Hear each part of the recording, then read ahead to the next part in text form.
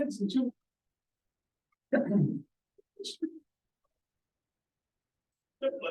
it. Ready? Yeah. Get out of the way of the flag. There you go.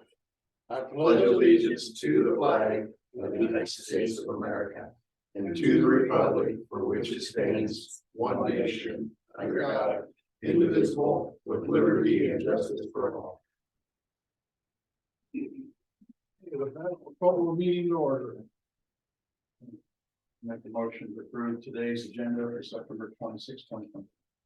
I'll second that. Okay, we got a motion and a second. All in favor? Aye. I'll make a motion to approve the minutes for September 19th, 2023. Second. Okay, the motion and second. All in favor? Aye. Okay. Me, it's go down to 5 on meetings attended. I've attended several. Early childhood development, we had a meeting in Mount Pleasant.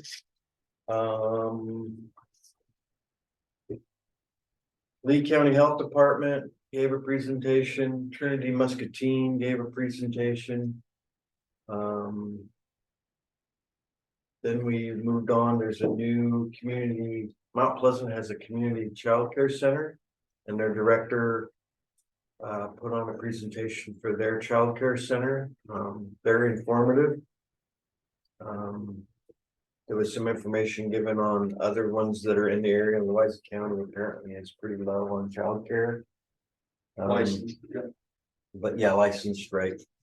And but they also give a little graph and how well they will be supported, and it's up in the air whether how well they could be supported with the amount of people we have in our area. I think one would work, but it shows that there is a definite decline in White County for that. And then the rest was just kind of business as usual for their financials, so brought us up to speed on all that. We had a meeting in Wapello. I met Adam and I had a meeting at the Wapello City Council on the road access coming in. I won't steal his thunder. He'll be in here in a little while, probably to bring you up to speed on that. I met with Brandon, did a walkthrough of the complex. There's a few ceiling tiles that need to be put in, but I guess they're putting them in. They may already be in by now. They were finishing them up yesterday and this morning, so I just want to make sure we were on target, because I think down in here we're going to make the approval of the final. It looks really nice out there. They did a very wonderful job. It's very nice. I also met with Brandon on the concrete work that he wants done. He wants a bit more than I was expecting. I think we're going to try to break it up into several alternates, and then we can decide what we want to accept or decline instead of doing it all at once. Because there's quite a bit of work to be done out there. And then I had a meeting with the ladies in the auditor's office. And apparently we missed a deadline for the tax for the emergency services. With no fault from anybody within this room, it was supposed to be done back in May. So we wouldn't have met the deadline anyway. Even if we pushed as hard as we pushed through the month of June and July to get that together, we missed it by a long shot. So they're checking on to see whether or not it can be on the next ballot, which I don't, not this one in 24, but the next one. And they're not sure that it can be. So it's a little over my head, and they might be able to explain a little better when we could, but yeah, and Susan's checking into that, and I've been out of the office, so I haven't been able to talk to her. Can't be on a presidential or anything like that. It has to be It on. cannot be on Right. or the, I don't believe it can be on a primary or the general. But we can have a special, right? You could. That's what she's checking into. You could. So work continues in that front, I guess. Can't be on next gen's primary election. No, We have a spring one. mhm, sometimes schools pop up with one once in a while, we could piggyback on one of them too, so. yeah, Yes, but again, time is of the essence, you've gotta hit those certain marks and. But did we, yeah, and that was before Susan was Yeah, in the office, yeah. it's one of the previous. Elections gal Yeah. was there, so, I don't That goes know. all the way back to Sandy, when Sandy was still there, so. yeah, I don't know what happened. I don't either. Just didn't ask the right questions, I guess. I don't know. I didn't know what questions to ask, so. And taking nothing away from Sandy, her mind was on other things. Retirement, and it may not have been centered around what we were trying to accomplish, so. We'll just keep working on it. we had an election person here too at that time. Yeah, maybe I just didn't ask the right questions. I don't know. I thought we did. But Well, I remember you over there talking to Katie Yeah. and, I was trying to ask the dates and the marks. well, and the wording and, That's how we came up with the July thing. yeah, It's from what I understood, and well, and we looked through everything and I could not find any information where. well, I don't know those answers. I asked those questions and I don't just reach up and grab dates just to grab dates, Yeah. but someone obviously told us that, but again, it's water under the bridge. Can't go back now. No, we're gonna have to keep moving forward and try to figure it out. So that's Soon as what we're the gonna, next available date, we gotta get on there it. you go. Yeah, and all Susan's on that, so I'll let you guys know. Thank you. If Jeff. I could throw a little piece Sure. on that, Louisa County, our crew and our board. We are obtaining a mailing list of voters, and we're gonna be writing letters explaining the essential service acts and trying to get that word out there countywide. So it's something we're doing online. Have you requested that list from? Tim Wink is doing that Okay, for us. okay. Brad, did you have any meetings attended? Yep, I attended the community action. That's in training we have. We went over some policies and updated them. Just kind of went through a yearly update on policies. And, we got we're building a building over there. Mount Pleasant. Daycare slash center. So we're just trying to stay ahead of the curve, trying to get things on there, policies, building upkeeps. Still looking at a couple of issues that we're trying to get through, but I'll advise you more next month. What does community action do? Community Action does food for food banks, like in Columbus Junction, that's sponsored by the Community Action. They do daycare, one of the largest in Burlington area. They have a facility that does with their license. They get their money from the group you're involved in, a lot of that money comes into. They do senior health, furnaces, water heaters, updates, windows. They give people help, and if there's a disaster, they furnish federal money and state money to disaster areas, like we had that tornado go through Minneapolis. There was immediate cash right now to get people living in hotels and stuff like that. So it's basically anything that the community is in severe need of doing. What area does that serve? It says Four Southeast Iowa, counties. 4 counties. Des Moines, Louisa, Washington, Henry, Henry. and not Washington, but the Des Moines, Henry, Lee, and Louisa. Okay, Which I'm surprised Lee County only has one representative on the board, as much benefits as they get. but it's kind of an all around, but it covers from birth to the aging. Like I said, they take care of what people can't afford. They go and put water heater furnaces, heating bill, help, Light, kind of all around, so they cover all bases. Then I met with, we got the concrete poured on approaches. And the floor down out there at the, new pole barn conservation building. Chicken family got all that poured, and went out and looked at it yesterday, looked in the deck, and close that down. It's pretty unstable, so we're gonna need to close it down. Where'd you get to do the concrete work? Columbus Construction. And they got on it the next day after they approved.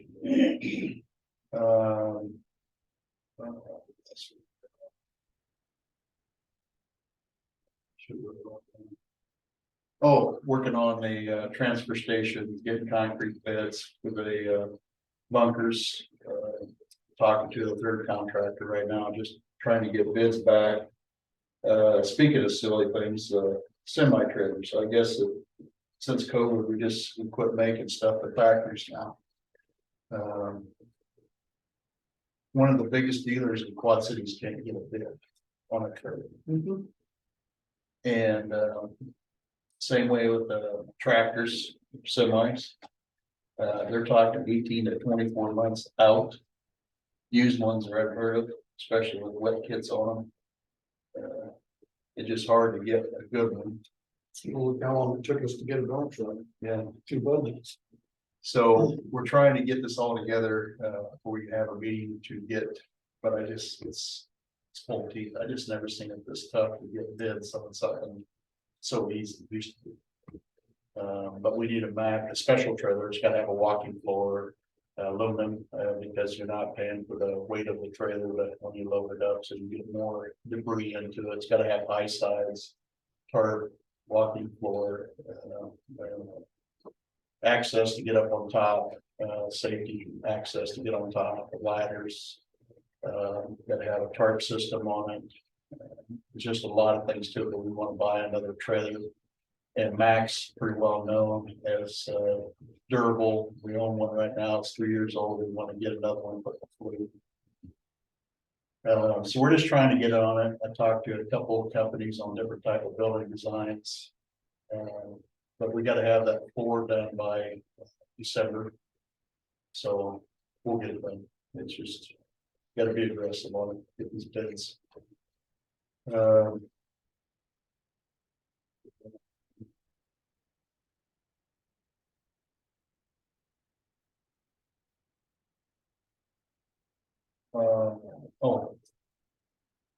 I think while we're working, I wouldn't mind getting that. I went over there and looked at the concrete and kids. We need to do something probably this winter over at the food bank. You can at least get the sidewalks in, because that's pretty much with the kids.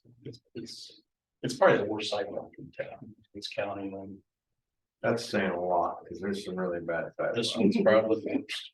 It's definitely the obstacle course, because there's different levels and there's no lights up there close to that. It's on the opposite corner. So I think we're gonna have to do something. Been drawing my attention a couple times. I've walked there, but I think over the winter it did get worse. We don't need all the concrete that we have over there, because it was a gas station, but we need to fix what we got. So I'm gonna work on it, see if I can get something to get that knocked out at least this year. The other sidewalks in front of the courthouse is good, but there's probably not done this year. It's just trying to get rid of the curbs is what we're just trying to do for accessibility. So I'm gonna work on that, get that done. I think that's it. It's not, I'll say something, but I think that's it. That's the special claim. Yes, yeah. Sean, have you seen the payroll? Yeah, the only question I have is, we hired a new lady out at the roads department? No, that's, No, on the transfer station. Oh, okay. Yeah. All right, fair enough. Yep, I saw that. Chris, did you do meetings? no, I Okay. can't think of nothing that when people called me over the normal. Got the special claims handed out here for ICAP health insurance. I'll make a motion to approve the claim. Brad, have you seen it yet? Yeah, I'm looking at it right now. All right. I'll second that. Did they It seems like we get these all the time. Is it? 109, Wow. 589. Discussion with my claims lady, and I am going to see what the problem is, because we've never had to do this before. It's been back to back. Yes. Yeah, And So- the state don't like us. well, yeah, I'm being told that we can't pay them late. Well, they need to give them to us in a timely manner so we can get them paid in the cycle. I knew you was on, but I just want. But our payroll and our claims are not coinciding. Special claim, any public input? Okay, well, I don't think we got the Board of Health applicant. I don't think they ever finished the motion. No, we didn't go, I didn't go with the all in favor part, did I? All in favor? Aye. Oh, for the claims? Yeah.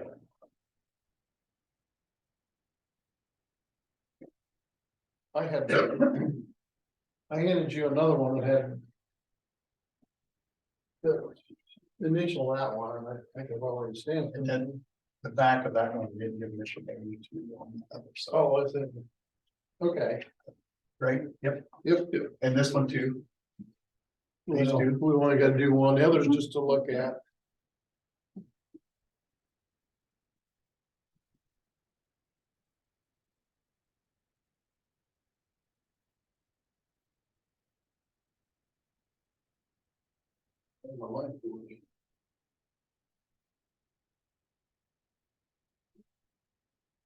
On the agenda, we had a Board of Health applicant here. I think I handed it to her. Did I hand it? I got it. You got her? Yeah. I've never heard of that guy before. You never heard of him? No. Would he be a high risk? You know?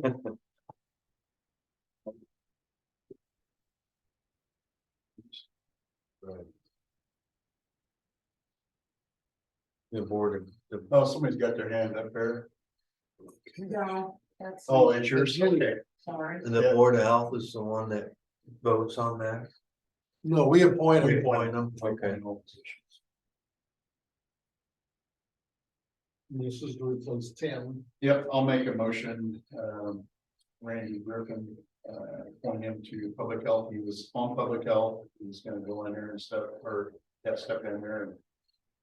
And shouldn't need too much to bring him up to date, so that's my motion. A second. Okay, we got a motion second. All in favor? Aye. Okay, Randy Griffin is appointed. Open bids for the roof. What do we end up getting? We've got two here. But you have one, what you have.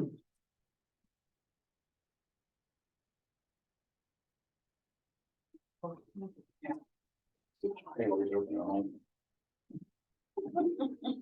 My dad takes a knife. No, you got one. This is fiber optic. Okay, that's the other. Yeah. So he's got one. One. Well, we had another one that we. Give you. That we pulled all the information out, we got that right there, so we got two. Right away deal for Adam later on. Just trying to get papers. You got a staple. Yeah, I don't know. Oh, that's what he's gonna work on today. I don't have one. What do you need? She needs a stapler. Remover? No, remover. No, remove. Don't have one, man. Got my letter. You don't need it? I have.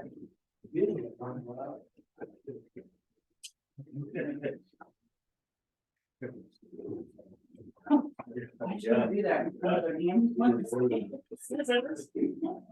Great.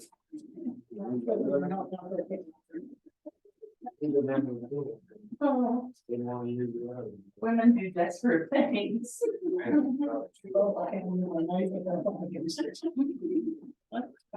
Oh, I'm on cough medicine, so I'm like.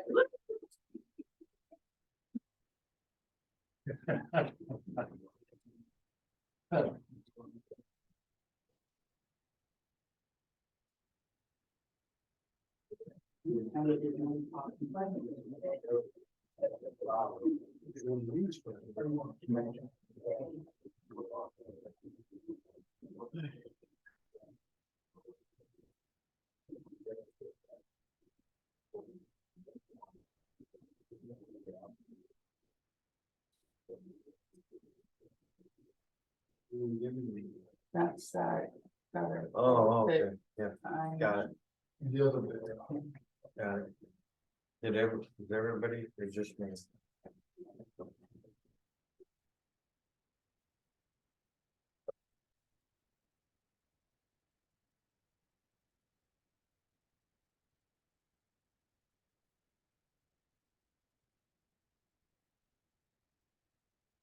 There's the final thing on the wall. Wow. Well, it's probably the bottom left. 'Cause we made Oh. that. Okay, that makes you feel a little better, but still. But they did a lot of work out there. It does look nice. And that was job. the first one was to do painting in the jail, and that was to redo ceilings in the old part. And plumbing and all kinds of stuff. So,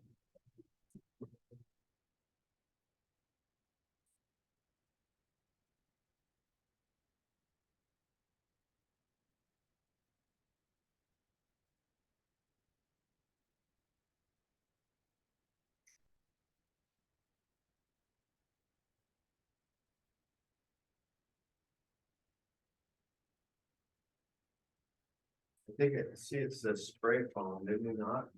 They did not spray foam, did we? Around the rim, perimeter of the rim. Right.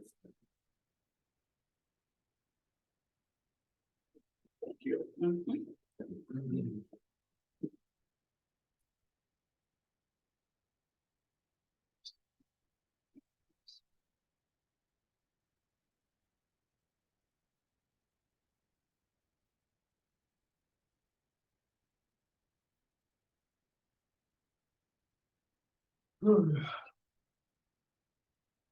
who's the other bid from? The Midwest Homes. Yeah, I got that one in front of me. Evolve. Oh, I thought you said it. I'm sorry. I was just comparing everything, make sure everything's the same.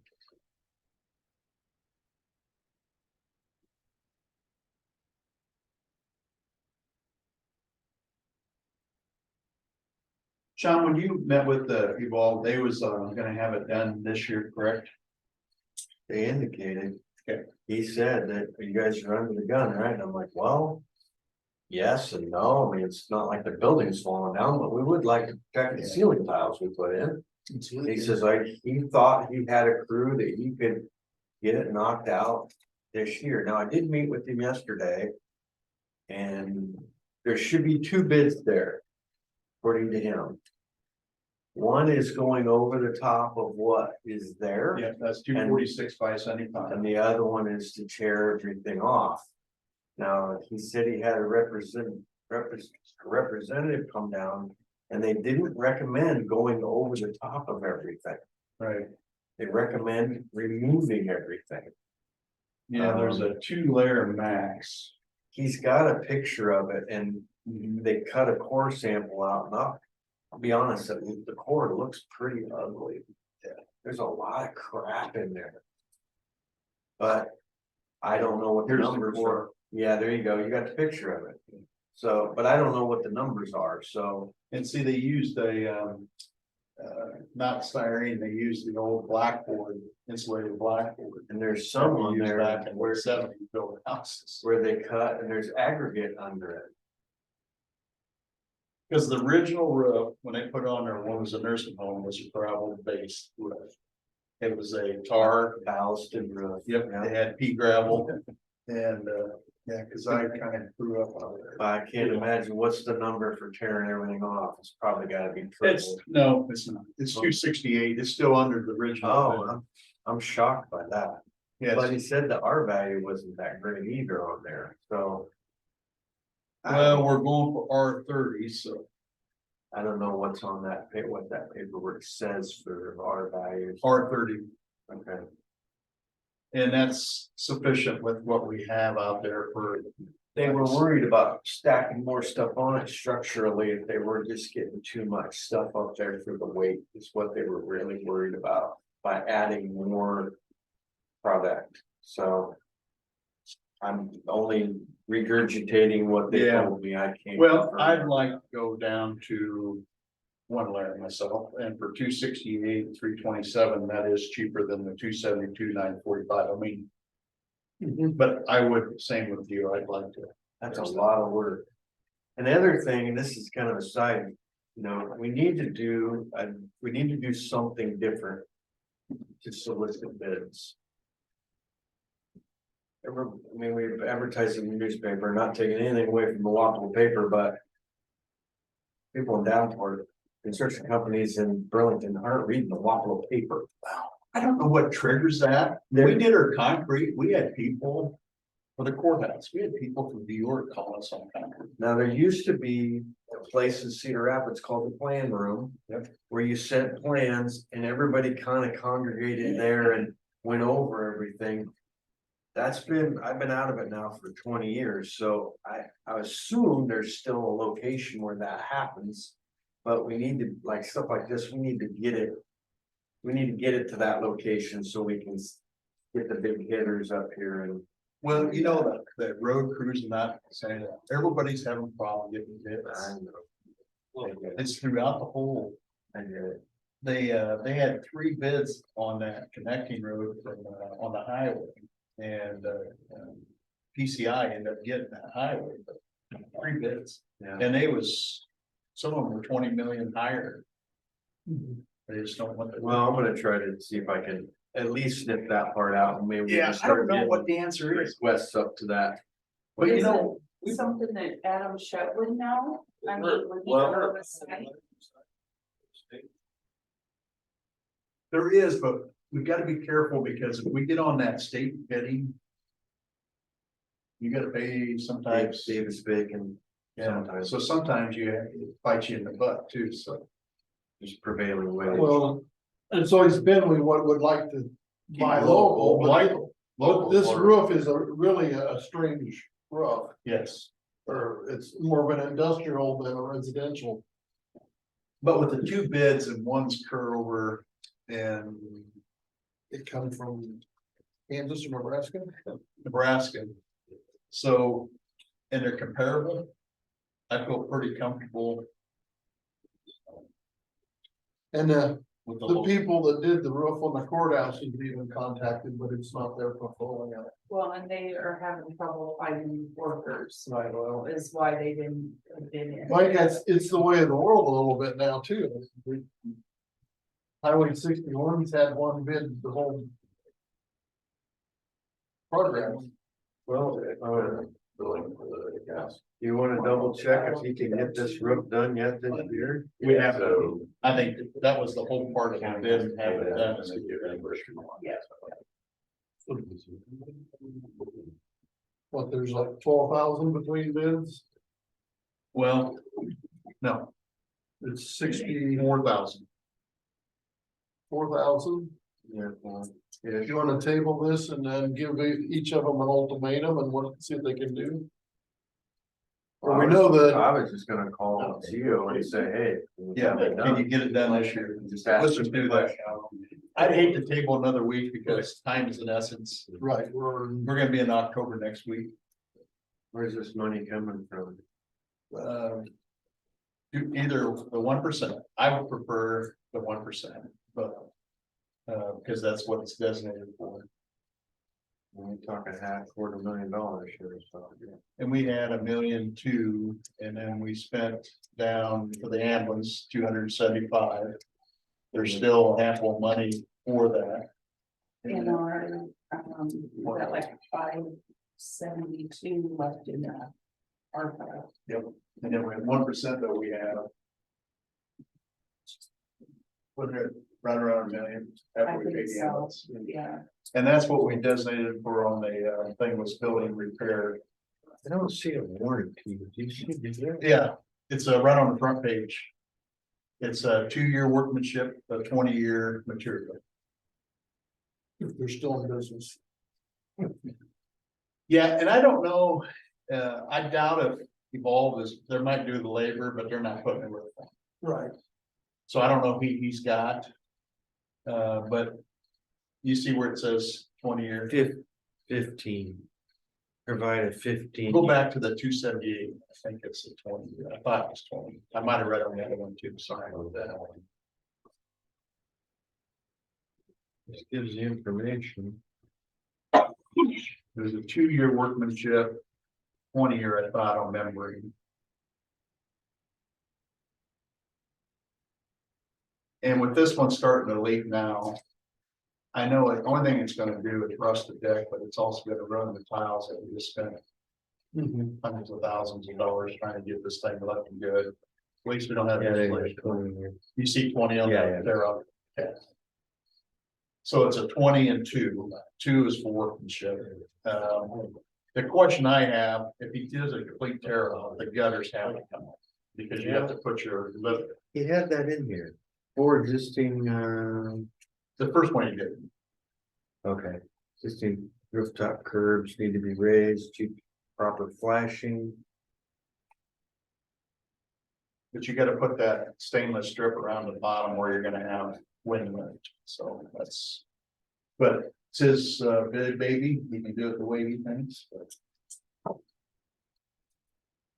You could give us a number. Yeah, I've got, 268 was the, 268, 327. and the other one is 372, 945, 63.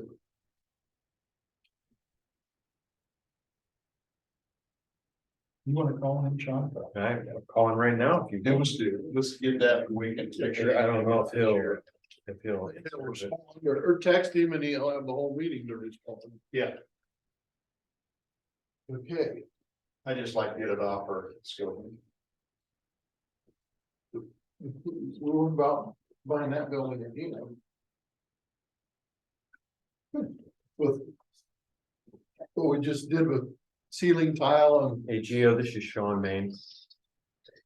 Good, we're going over your bid right now. On the full tear off and replacement of the roof. Can you still get that done yet this year?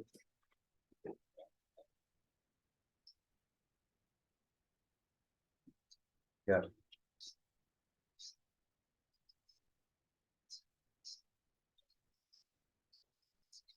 Okay. All right, we're working on approvals right now. I'll let you know. Thank you. Bye.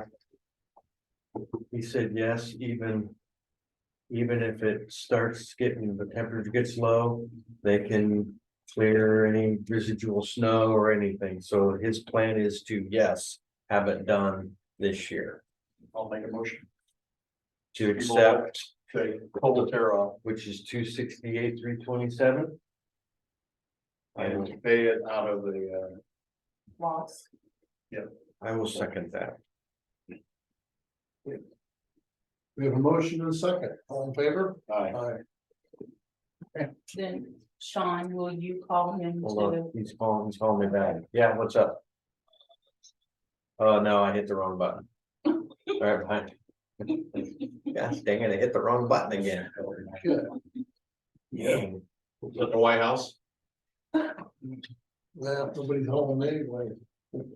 Adam, it's 9 o'clock. Ready if you're ready. or did Paul? Did you guys finish that motion for the bid?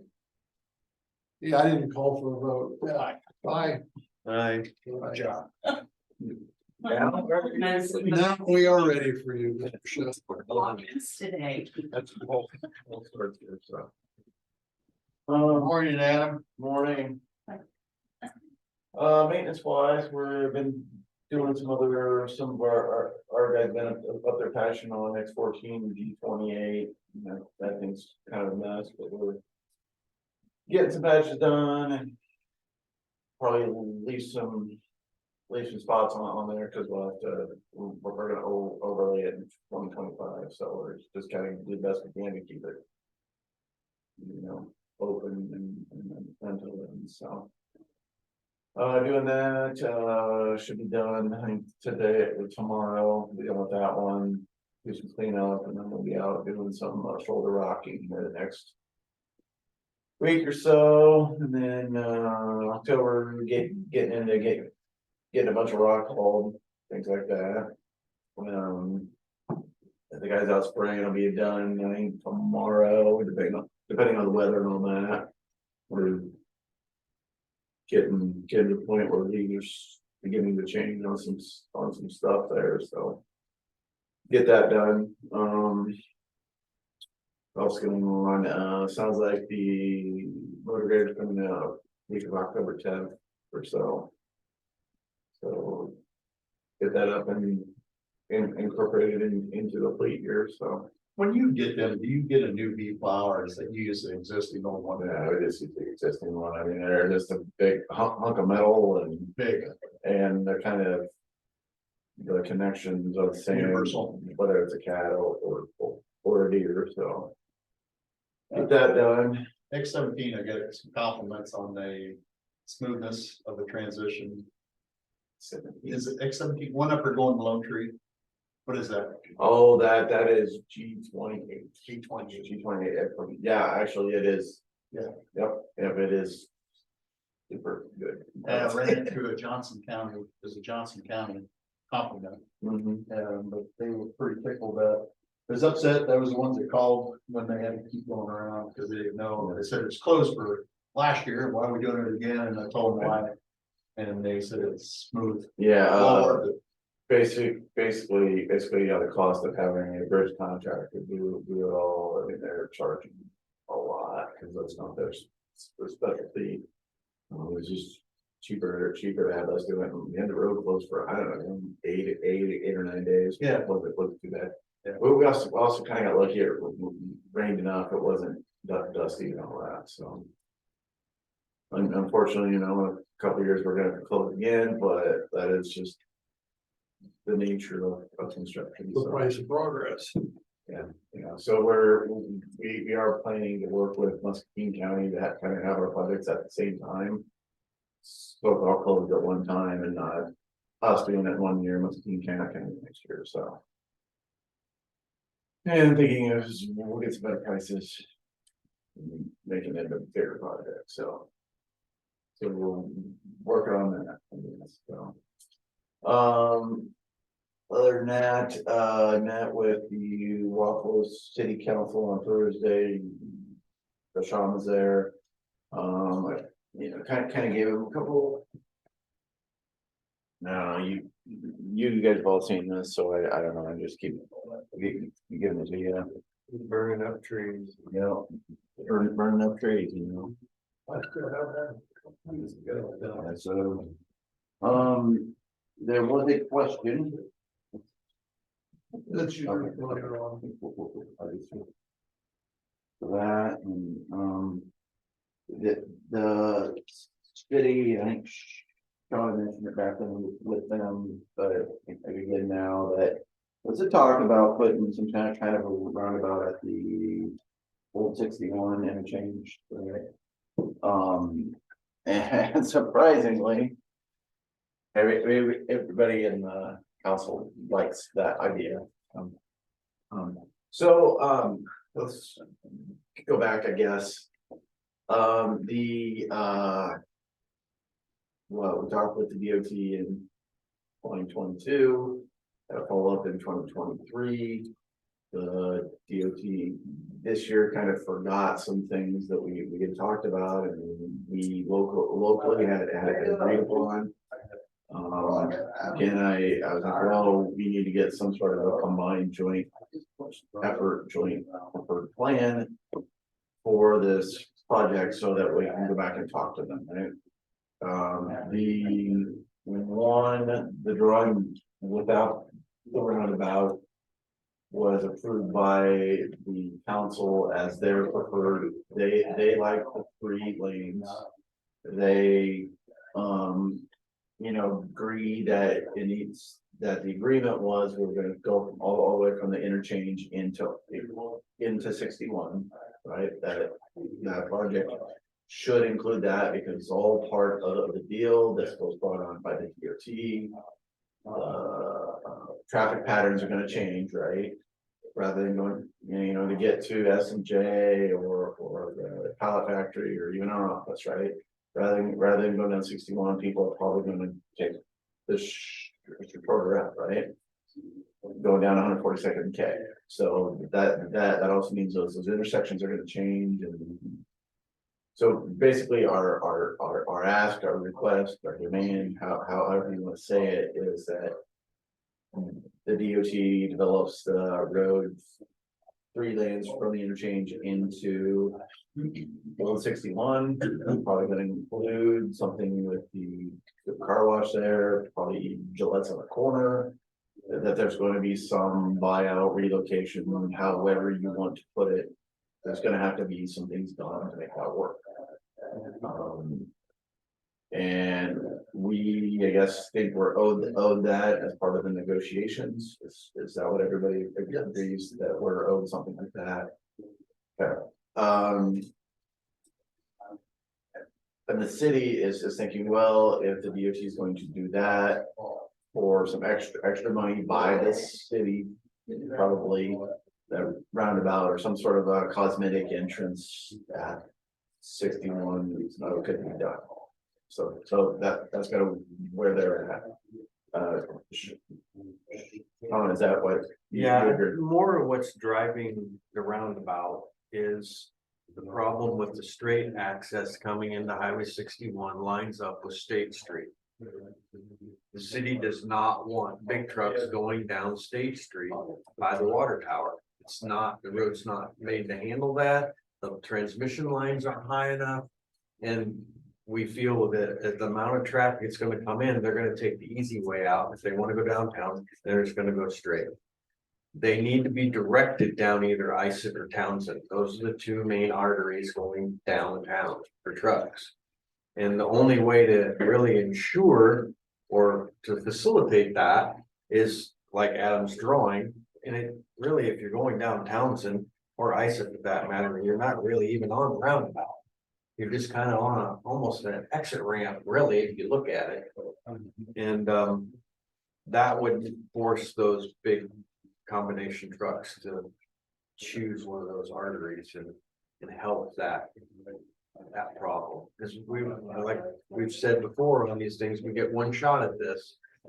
And so again, it also makes a nice entryway into town. And Yeah. So I threw out some pure guess numbers, and I'm sure Jim reported them in pure guess just for conversation's sake.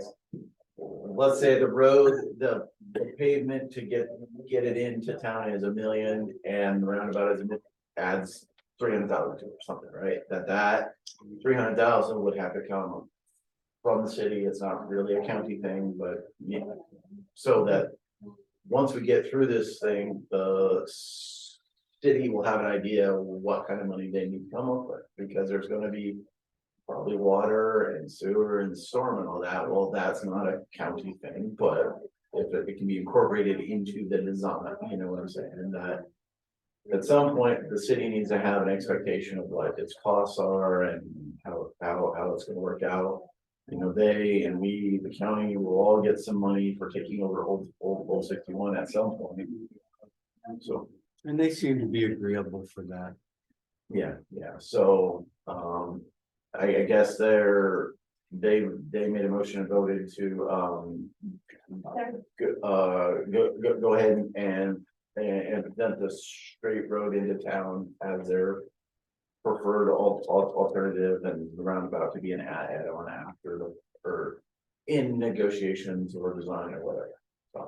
So let me understand it totally. Okay, the roundabout area is their second. I thought it was a priority. I don't, from my thinking, and I could be wrong, and that's kind of why we're having a discussion, is that that's not something that the DOT is going to want to take part in. No, but if the city would pay for it, is that their priority? Yes, yeah, And they yeah, pay for it. yeah, Right. yeah. So we probably ought to fight this with the city paying for that part from in the city limits and then the state. Or federal, whatever interchange that is, Mhm. would pay for it to basically just pass K right at the city limits, correct? Well, yeah, I think that. City and county are owed the money or the construction or whatever to get it all the way there. 61. We're owed the county, city, whoever, like you said, owed the money to get it to 61. The right of ways, the Okay. relocation of the water, I get you. all that. So what we're gonna ask them for, whatever it is, but we'll basically take that extra money and help do the roundabout, finish it in, but they really gotta go to the city lines. We ask for the whole amount. And then use that to fund that to take it in, because I just need to know what we're gonna be fighting for. Yeah. So. I think the first step is to agree that we agreed to bring a modern road into town, 3 lane, 3 lane into town. White Shores, 10-foot shore. Well, it's, yeah, that cross section there, I've got, or you got that maybe on there, and 12, 14, and 12, and then this, that's what we want to see from the road, and we think they should pay for it in a town.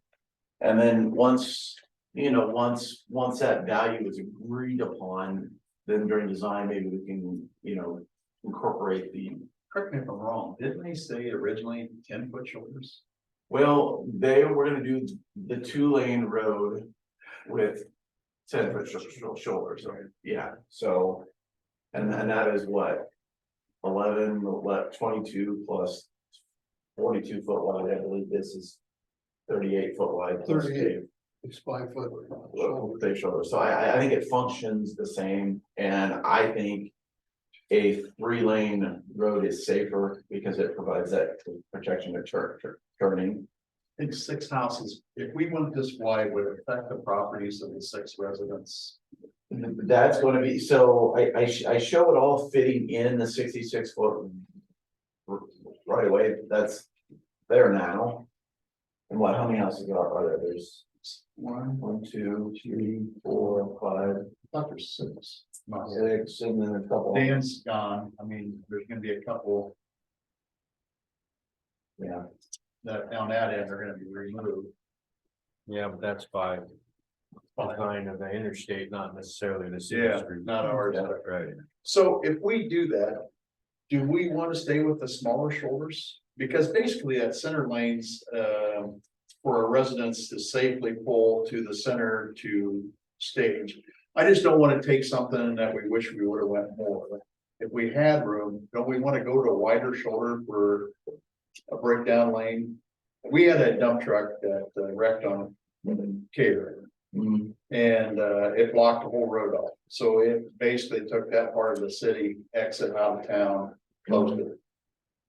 If we go to this, it wouldn't take a semi trying to turn onto a road to go in the ditch to block that road. That's why I'm wondering if we ought to just bringing it up. Yeah, I mean, I could see. I want to do it right.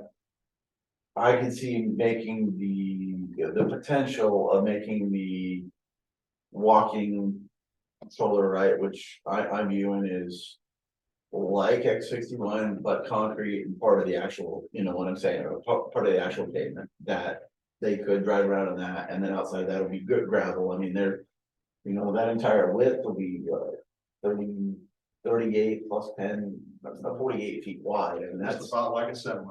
Well, I mean, obviously, if it goes and it rolls on its side and Yeah. crashes and catch on fire, I mean, that. If the DOT isn't dumb, they're gonna do a traffic count and they're gonna say, wow, we've been down this path before. Well, they're only gonna get 2,000. We're not gonna put a 4-lane interstate on a place that's getting 2,000 cars a day. I'm okay with asking it, but My thinking is, this is a pretty similar design, what they're doing in Muscatine on Fairview Avenue in the south end. But this could potentially be the main entry with a high water event. This could be the only way the city has direct access to both directions to. So we got, this is a different situation in Muscatine, Chicago, Des Moines, Iowa. This is a one exit town that we're gonna go to. And we have chemicals in the middle of town. If we had a catastrophic event, we had to get people out. We know how things happen. It follows that we have for getting people out. I think we asked for the best. And maybe this is acceptable, but I think we need to have wider shoulders. Aim a little higher. I do. I don't think we're aiming high enough. So, I am fine with that. I just wonder, we're gonna have to buy people's yards then. And maybe that's not a we do it, maybe that's the It's DOT does it. yeah. So if we want to ask for them, you know, push, because that original sketch I had, I think I had right away out to 80 foot. Which is buying 7 feet off of everybody and all that. I mean, that we can do that. You know what I'm saying? I mean, if we're willing to be told no. But come back to this, it's fine with me. I just, to me, with us being just a possible one exit town. To go south without doing it's J-turn, yeah, yeah. J-turn going in there. And say if we did have a catastrophic, in the middle of the town, we have chemicals. And if something happened, that could block off the north half going south. To me, I think we do the right thing, and this is how we got that second exit, is we still gotta we have an elevator that has LP and hydrous, everything right in town. They're safe, nothing wrong with that, and the catastrophic, but I think of worst case scenarios, we have to have a better exit out of this city if something happened. Yeah, Because if we have a high water event, we don't have any other things. yeah, Now, the other towns all have, we're gonna be Cotter. If something happens, we're gonna have one exit out of town, and it scares the heck out of me if it's not wide enough to get around an obstacle or. yeah. I'll update it. You know, we could go to 14 foot lanes and then make the walkway 8 foot or something, and that gives you. Yeah. 2 plus 8, so that'd be 10. Yeah, I just don't think 5 for a service line on the main entry coming in is sufficient. That's my personal. Yeah. If we're gonna fight for it, let's fight for what? Okay. The city, because I know we can't go back. Once we get this thing opened up, it's gonna be Yeah. hard for them to say, hey, let's go 10. Yeah. I'd rather start at 10. And that's my personal opinion. Well, and Laura's beginning of the bargaining too. Yes. And yeah, so. We'll come back in next week and we can talk about it again, can come up with something, and then I kind of had started a letter. And I'll give it to you guys to take a look at. It is a draft, so I'm not draft, I'm looking for comments here. So, you guys, and then I'm and come up pen, because I'm gonna write draft on in case somebody thinks it is a final, but if you guys want to go over. Can you burn a copy of that? 3 files. Please. Yep, no problem. I like the roundabout theory. I don't like roundabouts by general, but I agree with you So- totally on that, Sean, that it's gonna. I think it's gonna be a better thing as far as diverting traffic to where we want, if we do it that way. I don't see any other way to straighten it out. The only thing I know they don't like on that, which you're an engineer, is they don't like diagonal entrances to roads. They like to have them straight on. That's the only one I kind of question how that straight lane is. Mhm. You know, they like things straight. Yeah, so, just for scale wise, right, that roundabout there is bigger than the one at, north of H&I, Muscatine there at Second and all that. I mean, that gets a lot of truck, I mean, that gets more trucks than we'll ever get. But don't you agree the lane that goes on the south side of that roundabout is probably gonna be your most traffic? Into town, right? Yeah. Yep. And that's coming at an angle.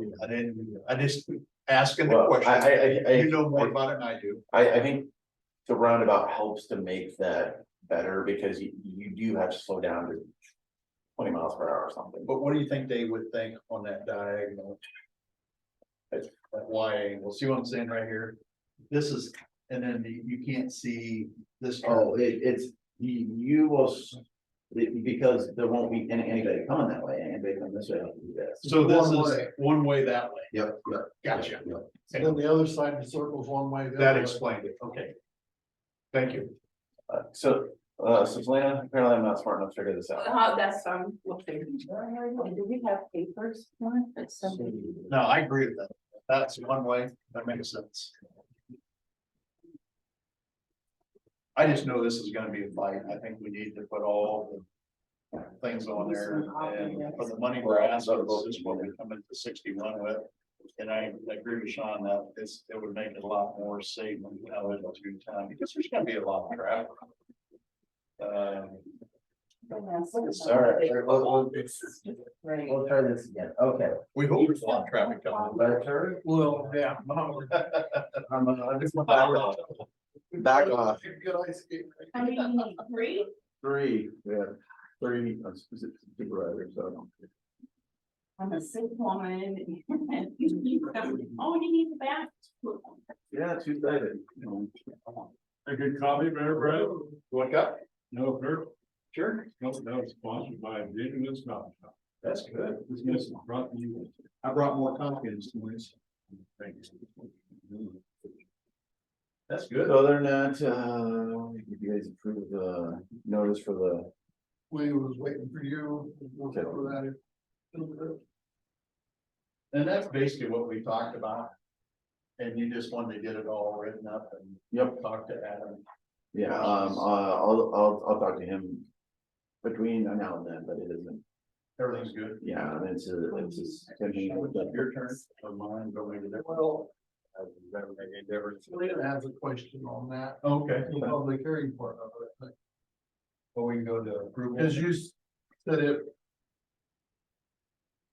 I put a temporary date and then asked her if that worked for everybody else, and she said yes, so.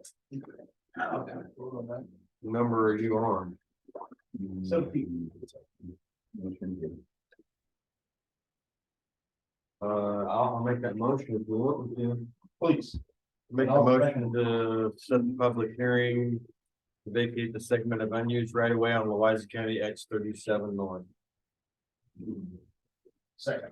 we have a motion and second, all in favor? Aye.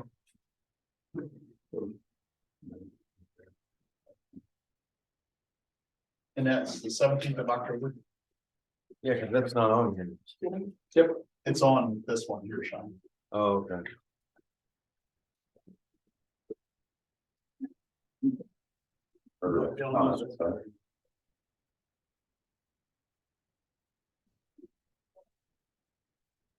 Oh, you know, that one. We're looking at two things. There you go. All right. 17, yep. Alright. And I believe that gives you enough time to publish everything. Give this So, one. Keep in mind. Keep that. Okay. We don't have to sign it. All right. I don't see a place to sign. No, that is just, A draft. yeah. Is he done? It can be, yeah. Oh, I'm just asking. I'm not trying to be rude. Adam, are you done? I don't know. Tell me, I work for you guys. I'm done, I'm done. Is that all you have? I think. That'd be a more political. I'm sorry. Been a long day. I know. All right, Brad, you have this. So. No, this. For the, Oh. I wonder what you was asking. Thank you. So, if you guys have any comments on the letter, give me a call or we'll talk about it meeting. All right, whatever works. Thank you. Okay, thank you. Thanks, Adam. Okay, well, Katie, we're running a little late, but it's your time on the schedule. Hi, Kate. Hello. Yep.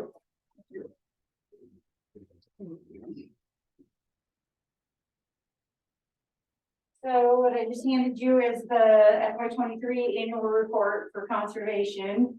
And so, the board approved it at our meeting 2 weeks ago, whenever our meeting was. And so you can go through it at your leisure.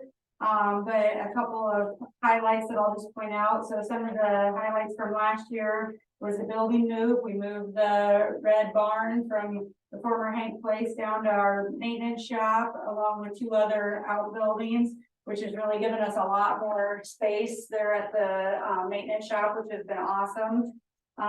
We did a lot of updates to the Toolsboro Museum, which was mostly the State Historical Society. They paid the bill for that. We just helped orchestrate some of the work going on there.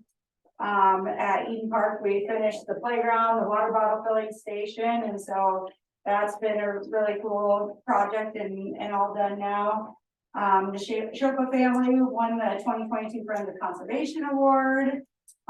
We did sell the chunk of the Hoover Nature Trail south of Highway 78, and we sold some timber at Virginia Grove that they're still have to harvest this winter because we didn't have enough frozen days last year. Skipping ahead to, let's see, page 22. Kind of goes through a lot of the areas and what we did and what we're hoping to do on them that you can kind of read at your leisure. But in Langwood, we kind of have the details there. We had 1,978 participants between ropes programs, school field trips, and other environmental ed programs. We had about 10 different groups on the ropes course with 341 participants. And we had a grant from Community Foundation this year that paid for quite a few of those things. There's some more charts on the next page that show the users at Langwood. We have the most complete data for Langwood of any of our areas because, it's not exact because we don't always know, but groups that run it give us an estimate of how many people they think are going to come. And we count all of our participants for our programs and stuff. So other areas like Carroll Woods or Chicopin or Virginia Grove, we don't have near as good a numbers because people are using it all the time and we're not there. And so we don't know all the details of that. Let's see. If we flip ahead to page 28, that's Toolsboro. We have visitors there from 20 different states, including as far away as California, Texas, Florida, Utah, Arizona, Washington, New York, and Colorado, and some people from France. And so that area continues. We know the Great River Road brings in a diversity of people from all over the place. I just had another call from somebody south of Oskaloosa wanting to come next week. And so it's a pretty popular destination, the Great River Road in Louisa County, and then also all the points of interest along there, including the Six Littleton Brothers site and Toolsboro. Jump ahead again to page 42 is environmental education. We continue to have an outstanding environmental ed program. They have 319 programs held with a total of 6,537 people. And you can kind of see the attendance. We're still working to get back to kind of the pre-COVID numbers or whatever, but we've had a lot of people out for field trips and all that type of stuff. A lot of our programs are elementary school programs, but we also see the secondary and preschool groups too for field trips.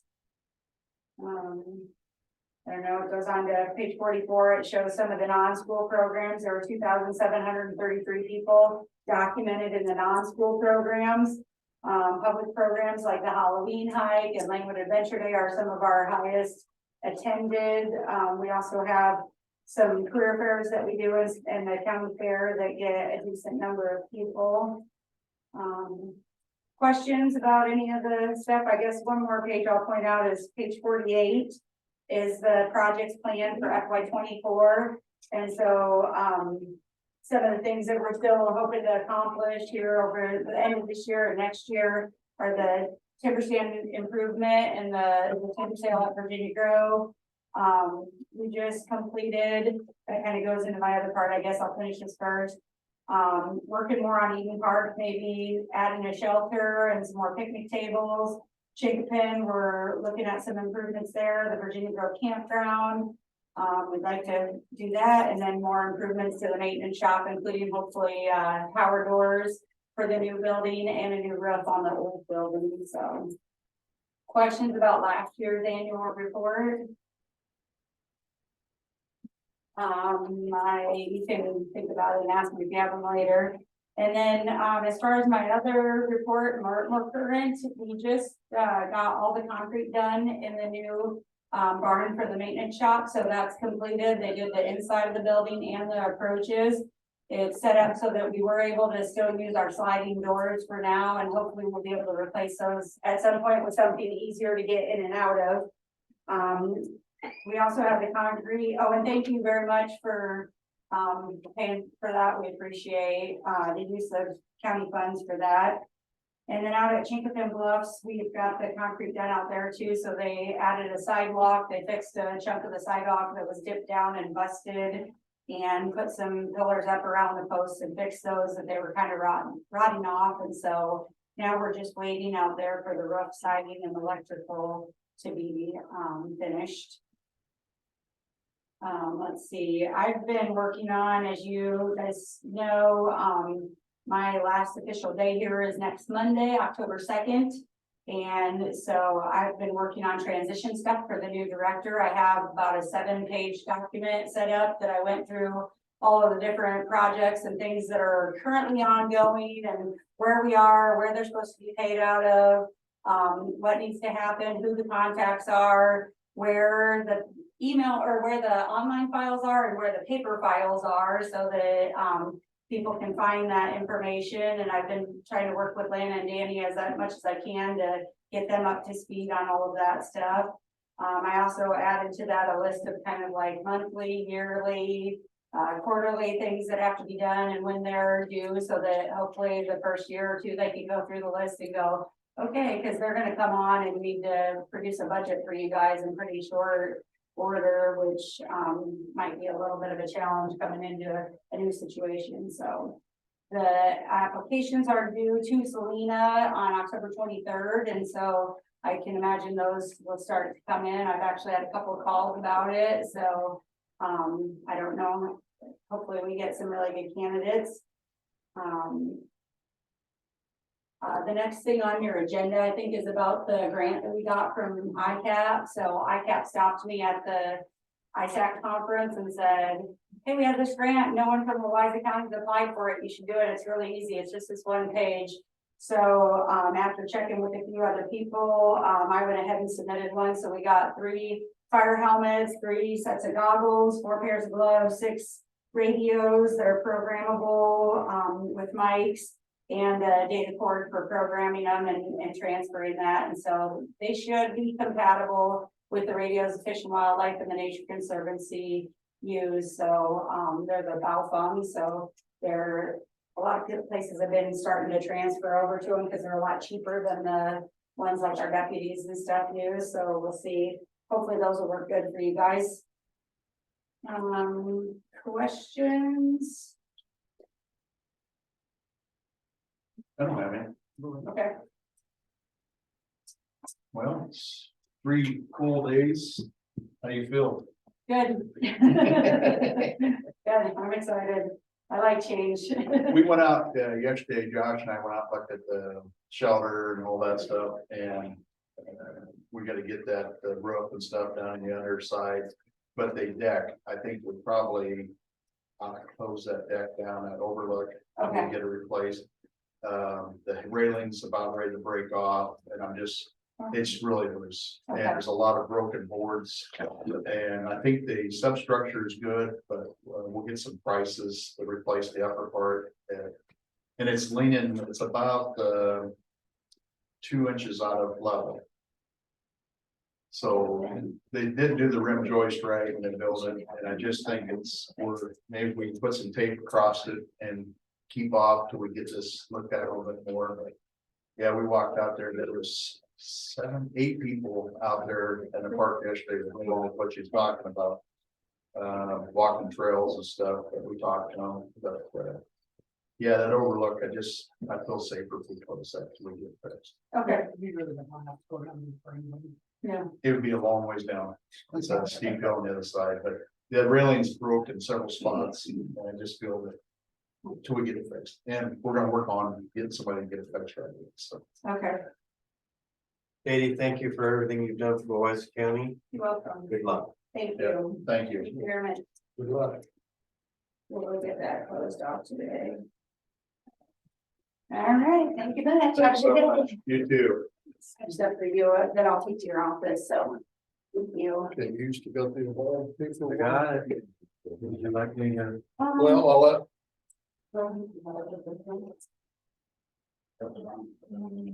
this is what we looked at last week with the one, and everything's good. You said the tiles were being put in. Yeah, should be. They were, last night, they were staying late and hooking up the motion sensors for the hallway lights, so Master Electric was there last night. 87, 196, 50 is the payment right now, right? Yep. I'll make a motion to approve by. I'll second that. Okay, we have a motion and second, all in favor?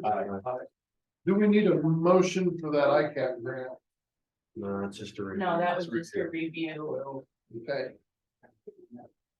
Okay, now we're into the Columbus Junction ambulance. You're welcome. It's a lot of numbers. It is a lot of numbers. G vote, get one of them.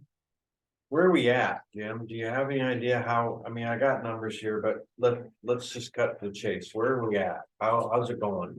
Yeah, we're still struggling with the financials, obviously, you know, the payroll is our biggest issue. But unfortunately, it's a necessary evil, since we don't have the volunteers that used to be there. On a good note, though, I've been working on ERC tax credit, and we have been approved for almost 90,000. And so when that starts coming in, it's coming to our 501c3 side of us. And our group that runs that is going to be writing checks to the city to help support the ambulance a little bit better. So, If we're just looking at the new year, not last year. If I look down in the right-hand corner. Is it 15,000? yeah, Okay, what's the $1,312 number with the parentheses around it? The very, I very have to take bottom, a look. I don't have a copy of that in my hands. what is that number? You know, I was questioning, Hal and Mark on that one myself, and I haven't gotten an answer on that. It occurs again Yeah, previous year, I'm just curious if you can find out what that number represents. okay, I will do That that. would be great, because even if you subtract those two numbers, it doesn't come out that way. So. Right, I will look into that and get back to you on that.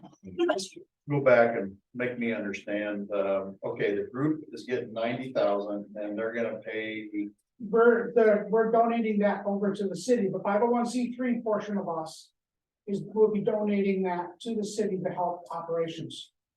Where'd that money come from? Tax credit from when the ambulance was still the nonprofit. Why don't So they go straight to the city instead of going through the? because of the tax ID numbers. The 501c3, all of those taxes is all from previous, But that's not under the city. it's not under the city, that's under our 50, when the Yeah, ambulance was before it was still. a taken nonprofit. Yeah, it was before the merger. So that would be the last transfer payment, because now the city has their own. Everything's operating under the city's tax ID. Well, the ERC is a one-time thing. Yeah, that's what I'm Yes. saying, so that should never come in against That's, us. yeah, and it's close to 90,000, I don't have those numbers directly with me, but I can email them to you as well, so you know. And also too, on your billing, are you able to bill at a higher rate now since it's been a year? No, not until Medicare, because right now we're putting together information for Medicare.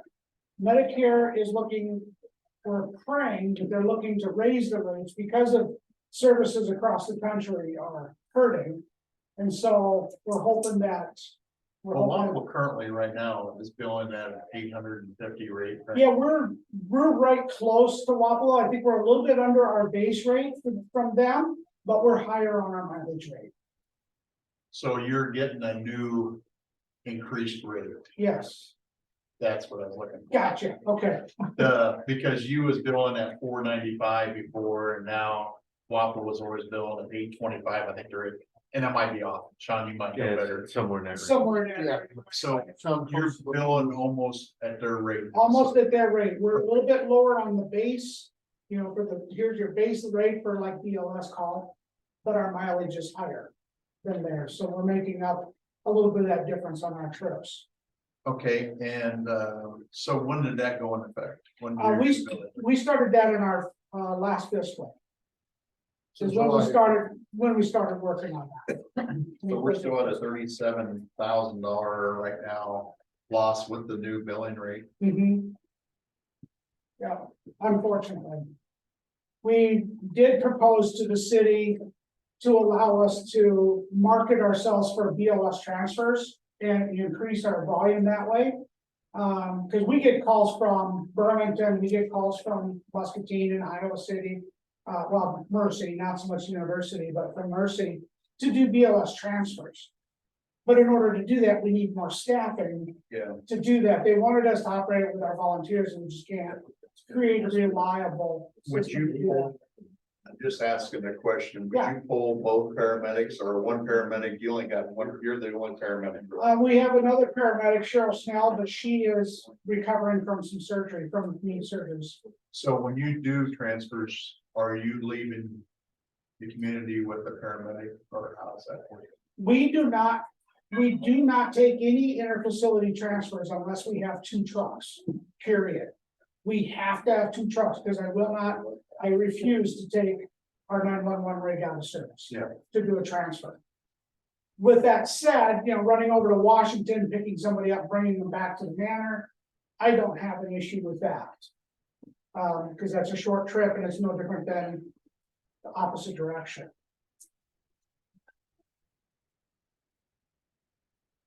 Having 1 truck available all the time for 911, for me is frustrating because we don't have a good backup. For example, unlike Wapello has Med 1, we don't have that. We don't have an additional vehicle that we can use for emergency response and without taking Adam 5, which is our backup truck. Right. And if you show up with an ambulance, they expect to go right now, regardless of what you're waiting for. You know, so I'm trying to find creative ways to acquire a chase vehicle.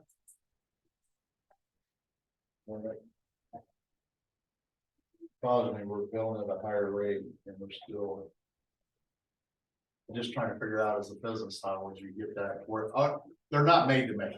I was just They're not gonna, gonna make, I was just gonna make that But- comment. You gotta remember that this is a public the city- service, not, but the city can't handle the city $40,000. can't handle it. Period.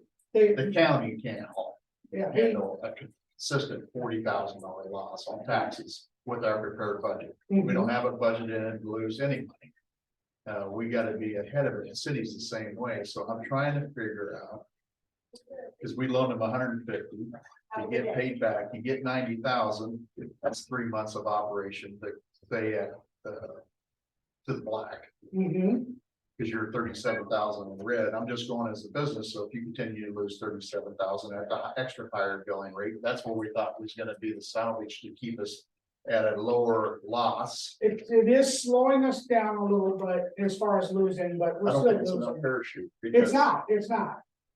And But that's of course, why, we have to be careful, because if we raise our rates too high, then we're gonna end up in the situation that Washington County was just in. And they got audited by Medicare. And there was that turned into a very ugly situation. Yeah, And but they're the one making it up, Medicare. I do understand that. I mean, But I do not wanna end up in a situation where our service is gonna be audited by the federal government for rates that Medicare feels unfair. it might show them that they're the problem. Yeah, Yeah. well, yeah. But I know it's. Audits don't work. Like, being in the mid, If you don't you're want honest, to be I with don't the care military. about audits. Cause audits, if you do things like legal, it's everything's up on the book. I don't care about audits. Yeah, but what I'm saying is if you're losing almost 40,000 a month with a higher rate. How long can the city of Columbus Junction sustain that loss? That 90,000 is excellent. But I've seen It's that just a before. Band-Aid. It's a. It's a band. It's a small band. You know, we were hoping for the essential service tax to go through, but obviously now that's been delayed. And of course, now we've got everything submitted for our GEMT, but we won't see that until next year. Yeah. So That's I think what we were talking about. the That's, GEMT. that's the one we were, But you Not said it's banking on it. billing almost what, We're billing close, but the difference is they get GEMT money, which we do not yet. see, that's the that's question I what we asked. talked, that's what you're thinking about. Oh, gotcha, okay. See, we can't put that piece of that picture in. I mean, Well, we're it said a looking year. at just our base rates, I'm sorry. They said a year after you started. Yes. But what they didn't understand is that we had to gather a ton of information for that first year of our ownership of the city. And we've now submitted all that. Now, it's in the government's hands to get that back over to us, and we don't expect it for a year. True. Yeah. It's tough, The city needs to get back to us. Can they sustain 40,000? okay? Right. Until you get the GMT money and. now- Well, are we Slow- willing to put any more money into this? We got 150. How much money are we gonna put? We all need to talk about this because. Well, that's the one thing, and I was kind of waiting for a lull in the conversation here, but it's kind of headed that direction. We need to get that little board together that we were working on this tax thing. We need to have a meeting about. They need to be aware that it won't be on the ballot. We need to have some financial discussions with each and every division. And find out where they're at and what's going on and answer those questions. And then we had some situation on prior calls. That didn't work well, and we need to sit down and learn from Absolutely. those too. Mhm. And some of these conversations aren't gonna be real great, they're gonna be a little tense, but. We have to do that. Not to interrupt you. No, that's fine. You think we need to, put a oversight board together to start, even though it's not on tax, but I think we need to get a group of public and a few professionals, but I like to see the public input. Together as a 7-member board and kind of with the supervisor on course. Isn't that what this board? Well, this one here is to get it on the ballot. I'd like to Yeah, get well- one on oversight. Because it's something that, it's public money. And I'd like to get public input because it's gonna be their future services, but I think we could go ahead and maybe put the cart before the horse on this one. And I agree, cause it, Well, city wise, aren't you guys putting an oversight board together now? We I have. thought I read something in Junction's minutes that. Yeah, we have an advisory committee. It's a mixture of, we got a few private parties in there, some city representatives in there. Myself from the service, either myself or Dan Conway, who's the assistant director right now. And so we discuss the needs of the service. What the city can put in, where we at, what's happening with us. And I think that's for your own good, but I think with the county, having county monies going into it, we need to do a county. I think there's things that can be learned between I do too. entities. From Wapello, Columbus, or Morning Sun, or vice versa. I think there's things that can be learned. And I also think that there's things that need to be discussed with one entity that the other two need to hear. That would solve some of their issues. And that's where I think we ought to have I a board. agree. I thought that this board could do that, but if you. I feel think that we it was need good that for one, getting the that's fine. ballot together, but I think we need to have more public input. That's just me talking. And that's fine. I just don't wanna kick the can down too farther down the road. There's some situations that have come up that we need to kind of take care of We're sub now. They should have been taken care of when it happened. I agree. And I agree think with that. that board would take care of that and wouldn't be on our plate, to be mom and dad basically looking over the whole situation. Can I have the meeting soon with the board that I already currently have, and as we work on a new advisory? I just don't want it made up of all, EMT stuff. I want public input. I couldn't agree. Because a lot of the stuff we're hearing is coming from public, and I'd rather have somebody. I understand that. Yeah, that's just me. I think we ought to go ahead and then that way, at least we have a oversight board because I got a feeling, guys, we're gonna have to put a budget. I'd rather prepare for the worst and hope for the best than hope for the best and get the worst. Well, Columbus has got enough data now after a couple of years that we can watch their trend. Obviously, Wapello and Morning Sun have been operating long enough. We can watch their trends. And I remember a comment, we're one meeting away from somebody coming in here and saying, "I'm done." And I heard that, and I want to make sure that we're prepared. We do not have the money in our current budget right now to sustain without a plan a $40,000 expense every month. right. And if we don't plan on it this budget, that's why I think we need to get that advisory board to plan for how we can have an oversight, where they can put their finger on the pulse. Quicker. But we need to have some money in there and somehow figure out where that money's gonna come from, because if right now, if we got hit 40,000 each month, just to make payroll work, we're in trouble. Yeah. Yeah, absolutely, absolutely. And I don't see, you know, the Columbus Junction, Budget anyway. I don't see Columbus Junction handling. Much longer, you know, I mean, it's not We get a lot fair, more money. yeah, it's not fair to the residents and the taxpayers of Columbus. I want the city to contact us, or Sean, or whoever, I don't care, somebody from this board, I want them to contact and say, what is your plan? Because I got a feeling if you get another 40,000, that 90 is a bad, that's 3 months. It's just a Band-Aid, yeah, oh, I know that is just a Band-Aid, I know it is.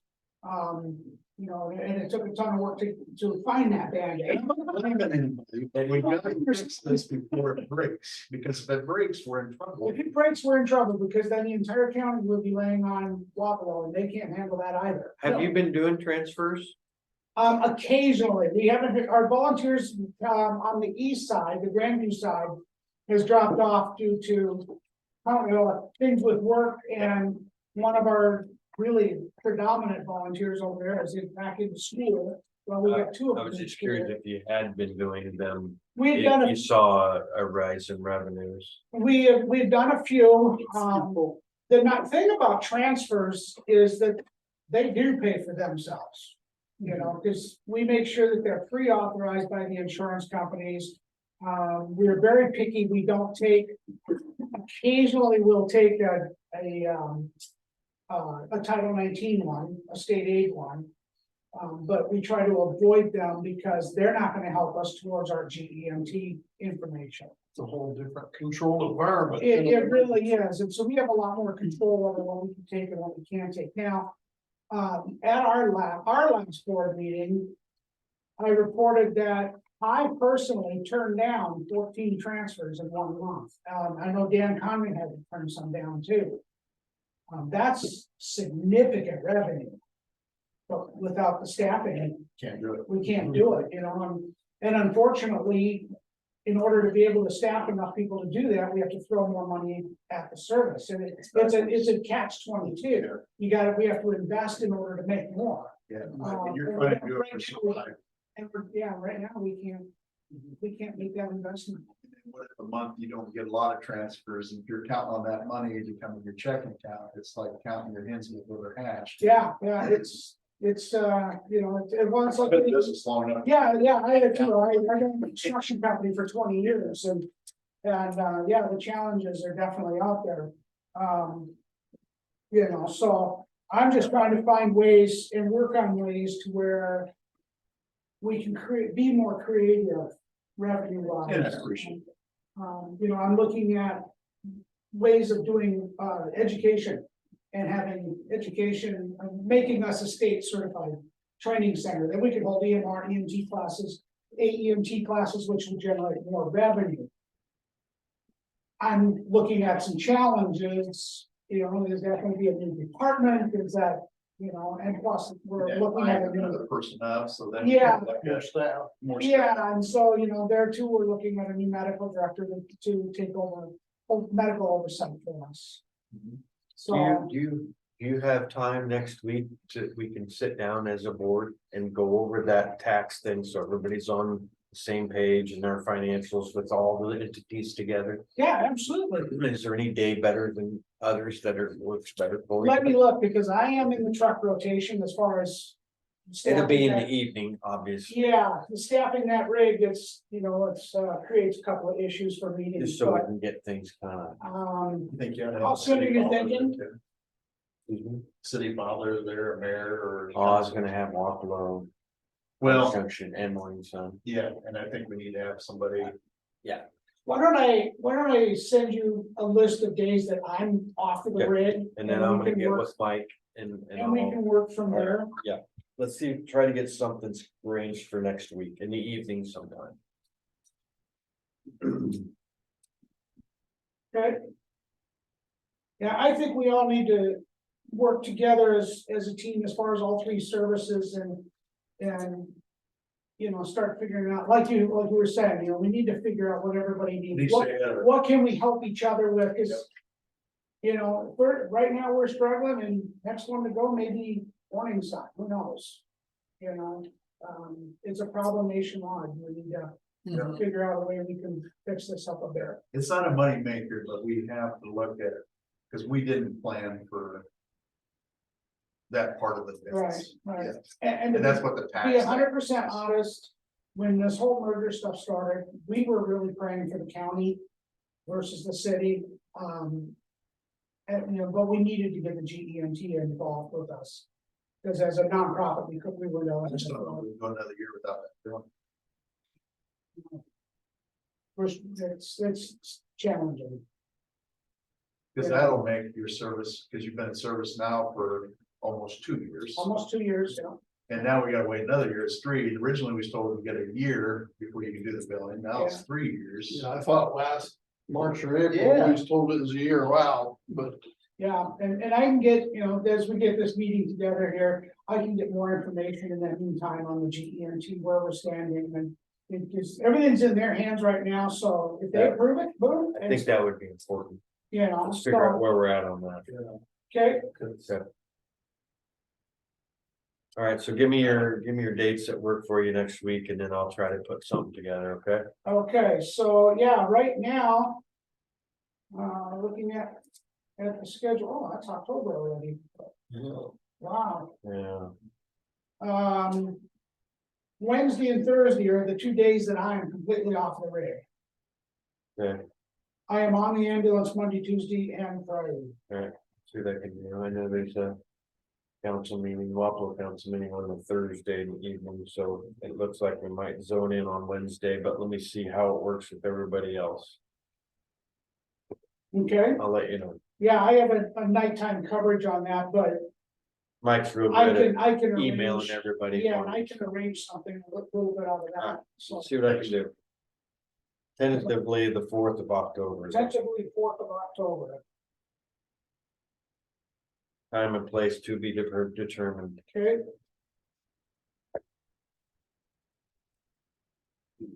Okay. Other than that, coming down. other things that's going on with the ambulance, fundraising, we're working to add a third Lucas device to our rigs. So then our trucks are all staffed equally. We start training October 15th. We're doing a lot of training, kind of bringing people back to basics. But we're also getting their hands on, we were awarded a grant and got 3 ventilators, transport ventilators. So that if we have a patient, you know, we're working cardiac arrest, it frees up an extra set of hands. So that we can get more done with less people in the back of the truck. That makes us more room to work, plus it's a safety thing, and it gives perfect ventilation, so that, you know, it's better patient care in the long run. Other than that, we have a photo fundraiser going on for that Lucas. That photo day is the 28th of October. And to this point, we've raised $7,000 towards the new device. So we're doing a lot of stuff on the fundraising side, on the 501c3 side. How much are they now? Brand new Lucas is 20,000. So you're close. We're getting there. We're getting there. We're actually looking at a refurbished one for 12. You know, so, I think we paid 14 for ours new, that was a few years ago. Yeah. It's going up. yeah, we were looking at ours, with Stryker. The newest one that we have was 15. Yeah. You know, so now they're 20. Adam 6 has been equipped, which is our F550, has been equipped with a power load system and power stretchers. So that's taken another safety aspect. Now we have 2 trucks with power loads in them. So I'm working really hard to reduce the potential of back injury. We're so short staffed, if I lose one person, there's days we may not have a truck. You know, so I'm really working hard to try and protect that crew and patients. It's required today. Everybody's bigger. Yeah, absolutely, absolutely. So. Any other questions? So thank you. All right, Sean, do you have a card or something with your email? I don't think I have your email. I don't think I have any county cards. Do we ever get county cards? Here, do me a favor, just Right. jot it down on the bottom there somewhere. And I'll email that information to you.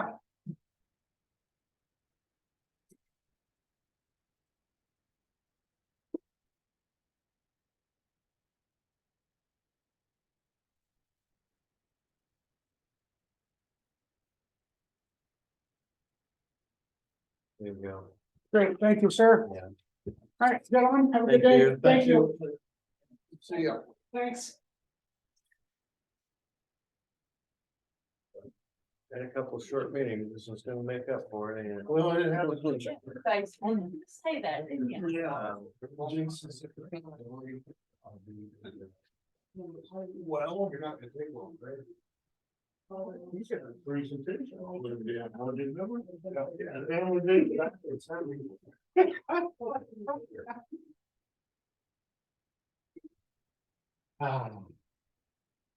I'm okay with I that. always amazed you guys and switch topics. 15 Critical minutes. detail, so we learn. It's tough, Gives me a headache. but I'm gonna keep my presentations brief and entertaining. Well, Got videos of the drone, yeah. hey, you got a pretty good compliment the other day from your drone work at Oakville last week. Yeah, but you know what, and that's what I want to show you guys, I do lots of other stuff in the drones, no one ever hears about, it's just like those kind of things. Well, in the news. Waiting on here, we roll, okay? Let's get started. Still got a form, so I'm gonna start this backwards. There's no decision to be made here. Yeah, I'm done, dude.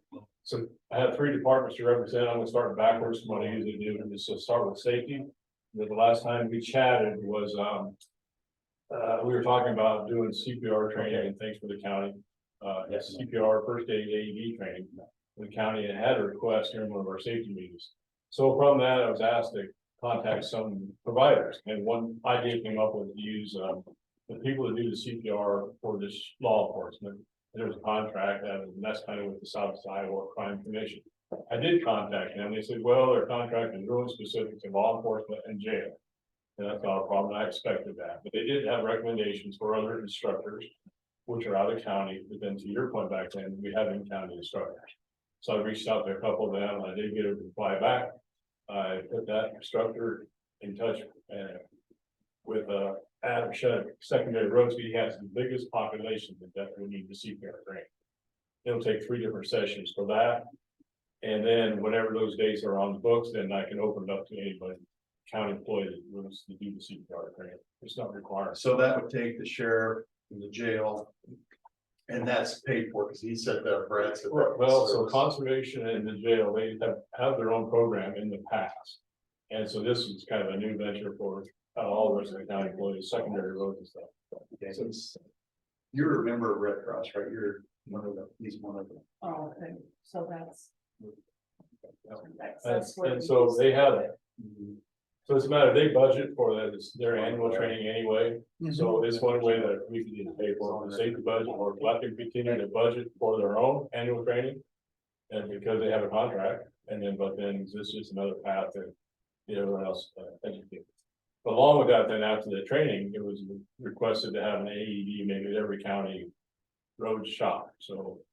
So AEDs are about $2,000 a piece, and had a request for about 6 total. I reached out to everybody. But I think we'll probably have, we would want 8, so it'd be like $16,000 for AEDs. We own 4 We've right got now. one in the courthouse. One courthouse, one right here, one or two at the sheriff's office right now. I thought we had 4 total. Yeah. And then, We haven't been trained on them. right, so here, and so we're working on Yeah. training. But then to get a couple out at the county shops, round that out. Then the request came to say then through the safety budget that we then budget for the replacement of those pads that expired and batteries which need to replace frequently. So on knowing how many AEDs we would have, then it's easy for me just to budget in for that replacement. For those parts. Yeah, I think we got them in 17. Yeah. Now, is there a way that we could do a community foundation grant that's coming up here too, and Riverboat, that's coming up also? We get them pads, batteries. But like the community foundation could do 5,000, so usually what the limit is maybe we can try on that. I can, and for matter of fact, I have the community foundation grant application up on my computer right now. Better hurry. Management. Deadline's Saturday. Yeah, That's so what I'm saying. Get I'm that in. requesting parts for what's called our salamander system, our printer die, asking for that. Can we put that on that list? I don't know, but on that, I have to open up a new application. Yeah, Another just do another app on it, please. See, but as I order to that, is someone will have to benefit the population. Yep. Otherwise the county, so we might be low on the fire list if we're just, if the population that this would benefit would be just community county employees. Versus the county-wide, it's not gonna come. Well, public. All right, in public area. It'll benefit anybody that has a heart attack, it needs to be shot. Yeah. Yeah, so I'll request it, see where we get, and, yeah. Chris said he's volunteered to be the training now. Well, the shock. Yeah, the shot he. Well, I've had them, as long as I got a hold of you, they can shock me all they want. But I don't know about the replace, so that'd be the replacement of the pads and the batteries and the type of deal, but then talking about even the purchase of the. Yeah. The AED units themselves. I think the upkeep of it should come out of your emergency budget, but if we're gonna do new ones, I'd like to see us find alternative funding if we can. All right. The Riverboat grant, there's several grant opportunities that they will give back to the communities, so if we can. Maybe ask for 4,000, get 2 of them. 2 better than what we was. See what question out there. In the world of 911, I'll tell you, just, we're having our next meeting in October. Middle of the month, I don't know the date there. It's been 3 months. Yeah, yeah. But what I have learned throughout some of that, we're always watching on the radio technology, so Motorola has come up with. I wrote down a portable, then I scratched it out, solution to resolve some dead spots with radio coverage. And I found that out by standing with the Des Moines County Sheriff down in Oakville area, on the county line, we were working on a little project, and he had a fancy new radio. And the technology was he was going into a dead spot where he cannot communicate with his dispatch. Then he was using what's called FirstNet cellular platform, which is a cell phone. FirstNet is a cellular platform, pinging off a tower in Illinois off a cellular call. And those handheld radios are about $10,000 a piece. So Is that Essex? He was exploring Essex, but Essex still has dead spots, just like in the beach. Isn't that Illinois system? Essex? They're Starcom. Starcom. We're Starcom, we're Essex, and so there he was in his dead spot, but then he was pinging off a cell tower Yeah. versus. So then you have to subscribe to FirstNet, which is another bill, Yeah, but cell that- phone. You have to buy upgraded radios, and for them, it's a huge cost, for us, it's still. Well, since they went to 5G, I got dead spots in Waffle on my cell phone, so I don't think it'd do any good. That's just something to know as we continue to explore a new. The whole Oakville bottom pings off the Illinois tower. And makes it an SOB to get a fire department there when your combine's on fire. 911 takes you to Illinois. It took 20 minutes and a personal call with somebody. Really? And they're almost used to that now, comes from across the river, Louisa. But also to know, in 911 world, I've purchased enough sign parks now, probably to finish all the 911 address signs in the county. All of it. You've done good on that. Well, I worked on that, and so signs in place to date since I started doing it, I've replaced 1,450 signs. And I think we've probably got about 400 left in the county. Of the obvious ones, then there's a whole bunch of not so obvious ones down in the cabin areas. Yeah. Office shoot spot. That would be phase one kind of complete. Phase two for me, then would be to find an address for every hog confinement, make sure they have a sign. Every place where farmer has grain bins and has activities, that kind of stuff. Every spot where DNR has a hunting parking lot, make sure it has an address. That would be the next phase for me, for my thoughts. You replaced how many? 1,400, yeah, How many total though? 1450? 1,450. You drive around, it looks like every house has got a new sign in front of it. I should have mapped, but I'm really zeroed in. I just got a little small spot in the middle of the county. So 1450, how many residences live in Louisa County? Do you know that number? I didn't count it, I don't know. I haven't counted them. But I think I've got about 400, and I have used Snyder Beacon to start counting houses left in my unfinished roads, and about 400. It gets really dense right down, believe it or not, in Muscatine Bottoms. Yeah. We're not the Reggie Meyer edition, but the other one, maybe the Wilson edition. You start getting dense down there. Got about 100 to do just on X61 right now. Done a lot of roads. Working on that. So for EMA then, third response here, I've always tend to preparedness planning, educations and those kind of things. And you came to Columbus Junction, and that was the first response support function titled economic recovery. So that was that one. One coming up due this year is going to be for housing. And I tried to tell them for small Louisa County, our housing recovery plan really be to have good home insurance. We don't have a housing commission. We don't have, all the kind of committees for the city, like Muscatine and Des County with that. So we would be partnering with those kind of people though, to know what their housings are. But locally, to keep people in the county during and after a disaster, you don't have a lot of options. Look at Oakville as a prime example. Yeah, Most people just left. so if we had a ratio kind of event, we need quickly to rebuild. We see how it happens in Cedar Rapids area. Not enough contractors even to build houses that fast. For repair. Yeah. So maybe part of our plan, I've always thought about it, what would it look like if we had like down in Louisiana, they built those man camps. They brought in all those steamer trailers, just lined them up temporarily till housing would be done. If we had a spot for that, that'd be maybe part of our long-term plan is to say, how do we address that? But when we talk about that housing, that's not due to end in 2024. I'll be asking for some help with some ideas on that. And then there's a group called the Louisa Muscatine Disaster Coalition.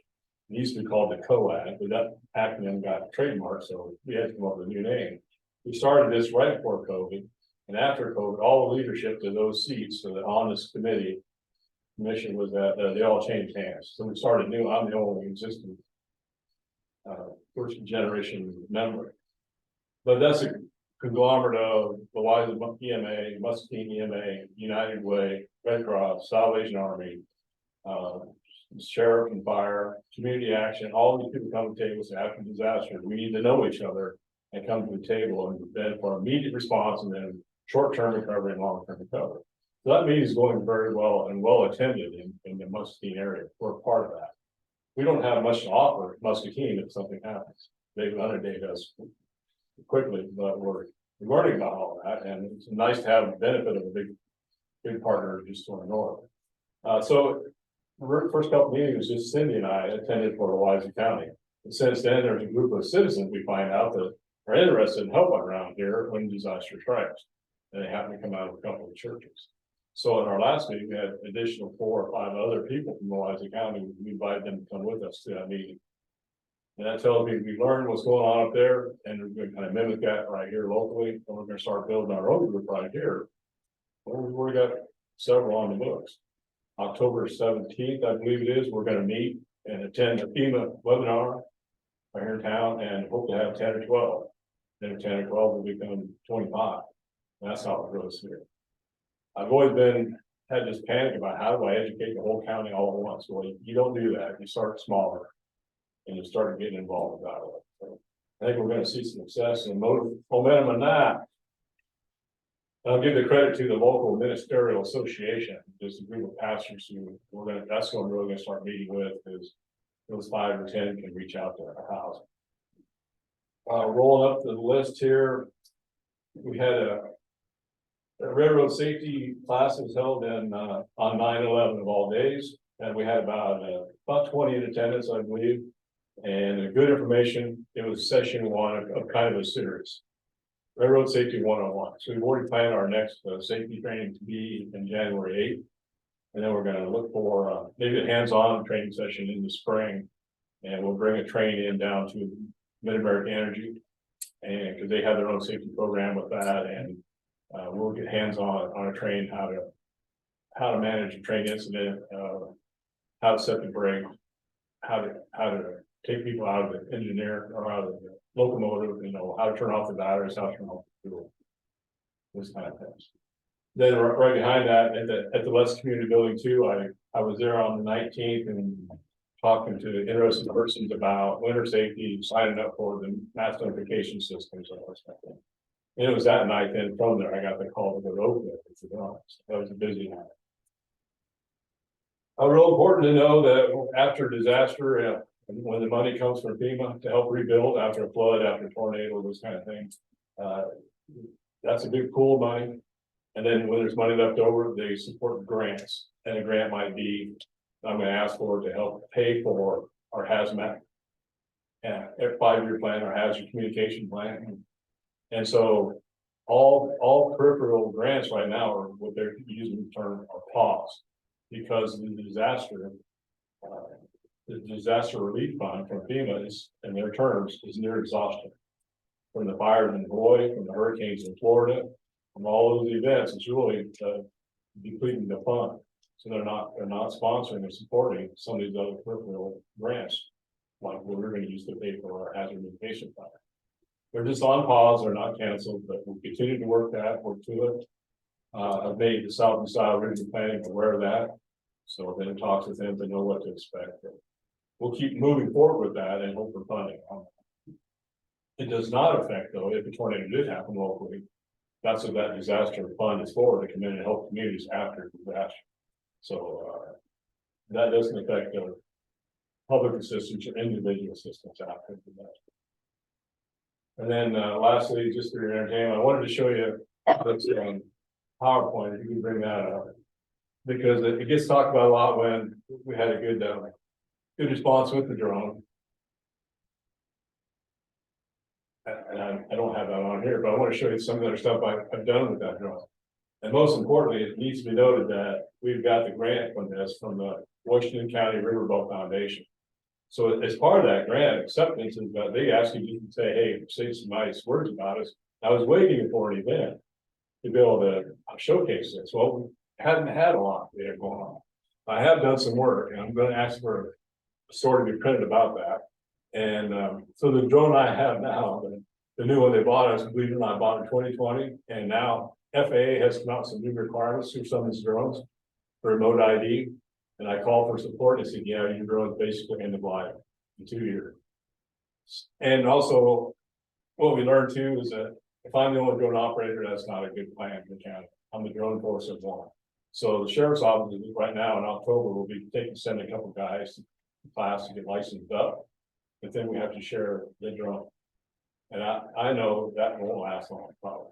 So I'll be looking for support for the next drone, which would be this one right here. But you just click down to the next picture. I want to show you the benefit of it. So this is 2019. I'm participating. Remember, we had all the interaction with high water. Here comes the spring flood updates, the weekly updates. I was on daily calls with National Weather Service. They said about all the river stages happening down along the Mississippi. They'd always get to about the Fahrenheit, and they would describe, oh, the Iowa River might go up, and no one could really understand that. So I went, and we have a new state hydrologist from the National Weather Service who's giving those briefings. So I went down to the Fahrenheit, I launched a drone and said, here's what it looks like on this day at your river stage at New Boston with Iowa, Mississippi. So you just click the next one. And I was able to share with them, here's what it looks like, because they want to know, is it over the levee yet? Do you have all the seep water? So I was able to kind of keep an eye on that and cruise more. We'll hit the next one. So I was able to share, there is New Boston. So and again, they can pin a date to a river stage and now a picture. And that was so important to this guy, because he's from the western side of the state. Now he's over here in the Mississippi. You can go to the next one. And if you scroll, if you click on the picture, I believe itself, over on the main picture. I have a note to myself to say play, so I think if you come over here and click the picture. Oh, but this picture? Yeah, click that picture, and then it goes down here where you say play. No, just click anywhere in the picture. And then you click the arrow down at the bottom. I sent that to them too, so they want to know about the seep water. And it was about this time too that I was going door to door down on the bottom saying the sky is falling, the sky is falling. And to us, it's a normal seep water type of spring event, so it wasn't that bad. And right about then too, the farmers I were talking to said, we're planting, because we know nothing's gonna happen. So I was able to show them the water, how high that is up in the timber. And specifically how the water can fall. We're interested to see if apply that right now, what's not there now. In water. Yeah. Oh. And it just kind of pans around in a circle. I don't want to waste your time on it too much, but. And this just shows the power of this, again, connecting with the National Weather Service, pinning a picture to a river stage and a date, and that becomes part of their Which shows database. how good it's against the levee. Yeah, so I'm trying to show them we don't have any seep water to speak of, and they just insisted that we do. You do, but the ditches are controlling it. Yeah. You're at the ferry landing, I'm guessing. Yeah, fair enough. And again, that's always low water right there, typical little seep water. Just trying to tell what's not in there. You can go to the next slide. Anytime. So then I just showed another picture. They kept talking about when the water backs up in the aisle, so I was able to show them. They have a sensor on the bridge. Here is your sensor number, whatever it is. This is what it looks like on this date, this river stage. You go to the next one. And the same thing, I'm saying, this is famous Oakville, here's high water, again on the same day. You can go to the next one. But another whole exploration was using thermal imaging. I was trying to keep an eye on the levees and say, you see the water in the back is black. If there's a boil happening, there would be a black spot on that levee right there. So the reason that's so hot is because the sun was beating on the grass and the sand. And it was an idea of Terry Martin from Muscatine Modern. He said, hey, let's try that. And so I haven't shared this with Two Rivers yet, but here's the power of the thermal. So these are things just as powerful as finding a bad guy in a cornfield. This is critical. You can go to the next picture. And again, I shared this with the National Weather Service. Say, here's the benefit of that. Next one's fine. Like you're shining. Next one. Yeah. Same thing. You can really pinpoint down. If there's a boil, you'd be able to see it. And the next one. Yeah. So there's a pump station in Oakville right there. Just showing you the benefit of that. It could really fly down in that structure if I wanted to check for damage. It could actually, if it had an opening, it could fly inside and crash the drone. And the next slide is just importantly, just you do have a handsome operator. Handsome, thank you. That was it. And so that's the drone that I'm going to share this with Two Rivers to show them the levee infrared stuff. And we share this with go to the Riverboat Foundation, show them there's the power of your drone. And not that I'm going to ask them this, but here's the cost of the new drone. The one I have now is very small and very quickly deployable. It was about 7,200. This next version is about 16,000, but it's much bigger and more capable. I just don't like their 2-year. It's insane. That's the technology that's evolving so quickly, that's the problem. Yeah, It's a capital BS. yeah. But this one, for instance, the drone I have now, I have about 20-minute flight time. And so I launched that thing. For instance, we had the Manhattan Junction. I launched it. I'm flying a little bit. I think I see a point of interest. So guys are starting to run that way. And I'm telling them, hurry up, my battery's low. So we need to go launch another drone. I'll have a couple. And one's on call, one's somewhere else. But then this one has 55-minute flight time, dual battery, and has a 16 zoom optical, which the other light has 4. And then with the digital zoom, 200 power on the digital zoom. This is an amazing unit. For instance, they give the example of you can see a license plate. You can zoom in on a license plate 1,000 feet away. But for me, I'm thinking, okay, I'm not out to get license plate. I'm out to do damage assessment. So I'm thinking of a bunch of train cars piled up, and I'll be able to get in there and zoom in on parking. That's what I'd be understanding. Can you get a railroad grant? Electric pickup. I haven't tried that. But Because they got the 102 million they're spending in this part of the state. Can we see if we can file for it? It's a good call. I'll make that today. Figure it out half hour. Another one is, I have found a couple of points of interest, and I would not be able to communicate where that was. And so this one will do a pin drop, like latitude, longitude, and you got to find that and run to it. So I've been called out 3 times. I missed one that I wasn't available, but 2 of them, I'm searching an area where the person was not. So that becomes Just recently.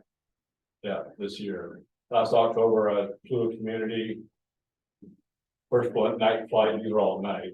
So thought we had somebody, but it was a deer. But you found a deer and the person where they thought it was. So we found a deer, Thomas Junction search too. Yeah. So it has a rangefinder as well. So if I'm out on a train derailment, I can start putting distance to the accident scene. That was all I'm gonna share. I think you could sell that to the railroad, that you could, from a distance, you could feed them input of what they have before they get there too. So the sheriff, and so the drone I have now, if they finish the ceiling out there, sheriff's office, I have that little room that I commandeered. And that drone will be there, so they can grab it, or I can grab it, once they're licensed up. But I don't feel comfortable, because it's under EMA. It's registered with the FAA for me as a pilot or emergency management. I'm not gonna leave that out there and give them the keys to the Corvette. So I'm gonna ship that to the county sheriff's office. They really want it, and I can't have who knows, get their hands on it with my name. Just somebody's got to be responsible. So we just need more than one. That's the Well, if they're all pilot, yeah. got their So license that you can do. the term for this is force multiplier. So quickly, for instance, I roll down to Oakville, they got a perimeter of 10 people that really cannot move in the dark. I launch that, I can be working with 20 people in 5 minutes.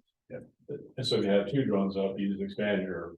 Well, the old one's still good. It just got, and the only reason they're updating them is because they're putting more and more requirements. I have a Phantom 4 that I can do a lot more than you can. But every time you let it download, you get restricted on what you can use it for. So. Yeah. What the FAA is after is remote ID, is that they want to know where that drone has been. They want to know where the operator was, where that was at, how high it was, how far out it was, and were you in a restricted area, and Yep. And my controller downloads all that anyway. Yeah. And I can't avoid, but Our solar farm in town is restricted area. You can't be in that compounds of the fence. I think it's 150 foot back. and the sheriff's office is supposed to be the same way, and the courthouse should be the same way, but it's not. Yeah. The new drones too, they won't even let you fly those restricted areas. No. Because it was- Mine won't fly into the solar. I launched a new drone at the sheriff's office, they let me fly away, it would not let me fly back. It stopped. Yeah. Hovers. So I just wanted to show you there is more importance, so we have been doing more, the National Weather Service now counting on this kind of information.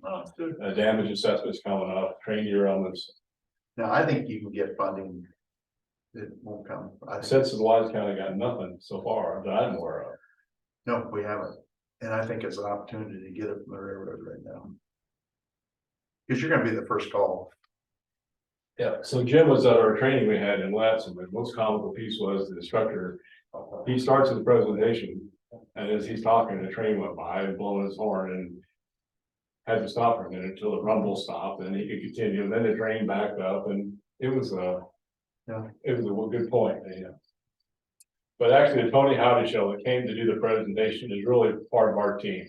He's emergency response and hazmat control and emergency response officer. He's not part of the politics and all that stuff, and he's not afraid to come here and help. And he will answer all your questions, but he's not the authority in that respect. He's on our team to educate. He's been here every single time I've asked and never said no. He's a believer in him. His phone rang the whole night long too. emergency response. He'll be back. That's all I got. Thank you. Thank you. Interesting. Any questions? Nope. I'm looking, you know what, so what the sheriff doesn't realize too with the drone. Is that, and for me, I can't launch that drone and be that guy. And it's opening the emergency operations center. I can't be the same guy. So I really need operators. That's why it's good the sheriff gets their own. And but what they're quickly gonna realize is that. If they're got their hand on control, they don't have their hand on the gun. So it takes one person away from them to respond. So we really need more than one person, like the reserve team needs to be licensed up. Interested citizens. Yeah, you'd see it in pieces if you had me for it. We can get some young kid. I will tell you too that since its infancy, I've gone by the book, I've gone by the rules, I've followed every single law there is. And I'm amazed at the drones that are around other counties. That they're not licensed, they're not insured, they don't have a policy. We have all that. And so our integrity is impeccable so far. That's why I'm kind of partial to that. And they're so smart anymore. Yeah. Trees, branches. Well, in Oakville, I tried to bring it back. I did bring it back on my own in the dark. So I'm under a street light, so I'm kind of blurry. All of a sudden I about landed in a tree and the bottom light came on, my controller went BGG and the drone lit up. It let me know I moved over and it came down. Yeah, I've lost it many times and came back. 5 minutes later, I go, when did it come back? It came back on its own. And the guys that spray with it, they just got a whole row of battery packs, so they're spraying chemicals. Yeah. They're huge. It lands on that thing on that trailer, and this looks like a computer tower, and you slide that out, put the new battery pack in, and they fill that drum with spray, and then it takes off. I've seen What one is back sprayed pick for up me just is the the place. generator.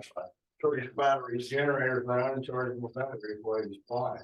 Now they got the one that you can get into. If you insist. There's 9. yeah, but the price is only $100 million, 100,000. It's expensive, but they're having it now where you can fly and they think that's where it's gonna be. It's all electric. Not yet. They got parachutes that come with them? or- No, You can fly along high enough for parachute insurance. When I first started here in 2019, there was a drone new in the box. And by the time I pulled it out, it was already 3 generations old. Yep. So I was asking for a new drone. I said, well, let's use the one we got, and see if it's worth it. That was back when they were kind of a fad. Well, I got the new one from a grant. Even then I was waiting to say there'll come a day when it will prove for itself. I think Oakville, it paid for itself. And so I think now it's really, I think Thomas paid for itself. yeah, You don't know the situation he was in. Everybody was safe, so. yeah. Oh, I think, whatever that whole wooded community is up to the park along. Yeah. I mean, I searched out in the daytime and I was able to cover territory that no one else could get to. I mean, the military thinks that's the future, so we know where we're heading with this. Well, look at Ukraine, it's a Yeah. sad future. Yeah. Okay, that's it. Thank you. Thank you. Thank you, Brian. Okay. Well, last item on our agenda is to review. Yep, and this is to the courthouse, and I did talk to a RT guy yesterday, and he wants to give this is very important to him, but he also would like to do a leg since they're going out by secondary roads. So I asked the Louisa Communications to get a price to the secondary roads. And then he said that would make all of our systems redundant for we got information, because right now, the secondary roads is the only one that does not have backup. And then we'd be all tied up. And this one here is for 5,400, and that was what we talked about, I think 2 or 3 weeks ago, to run fiber to a courthouse. And John was here at that meeting, and he says that's a step we need to take, so.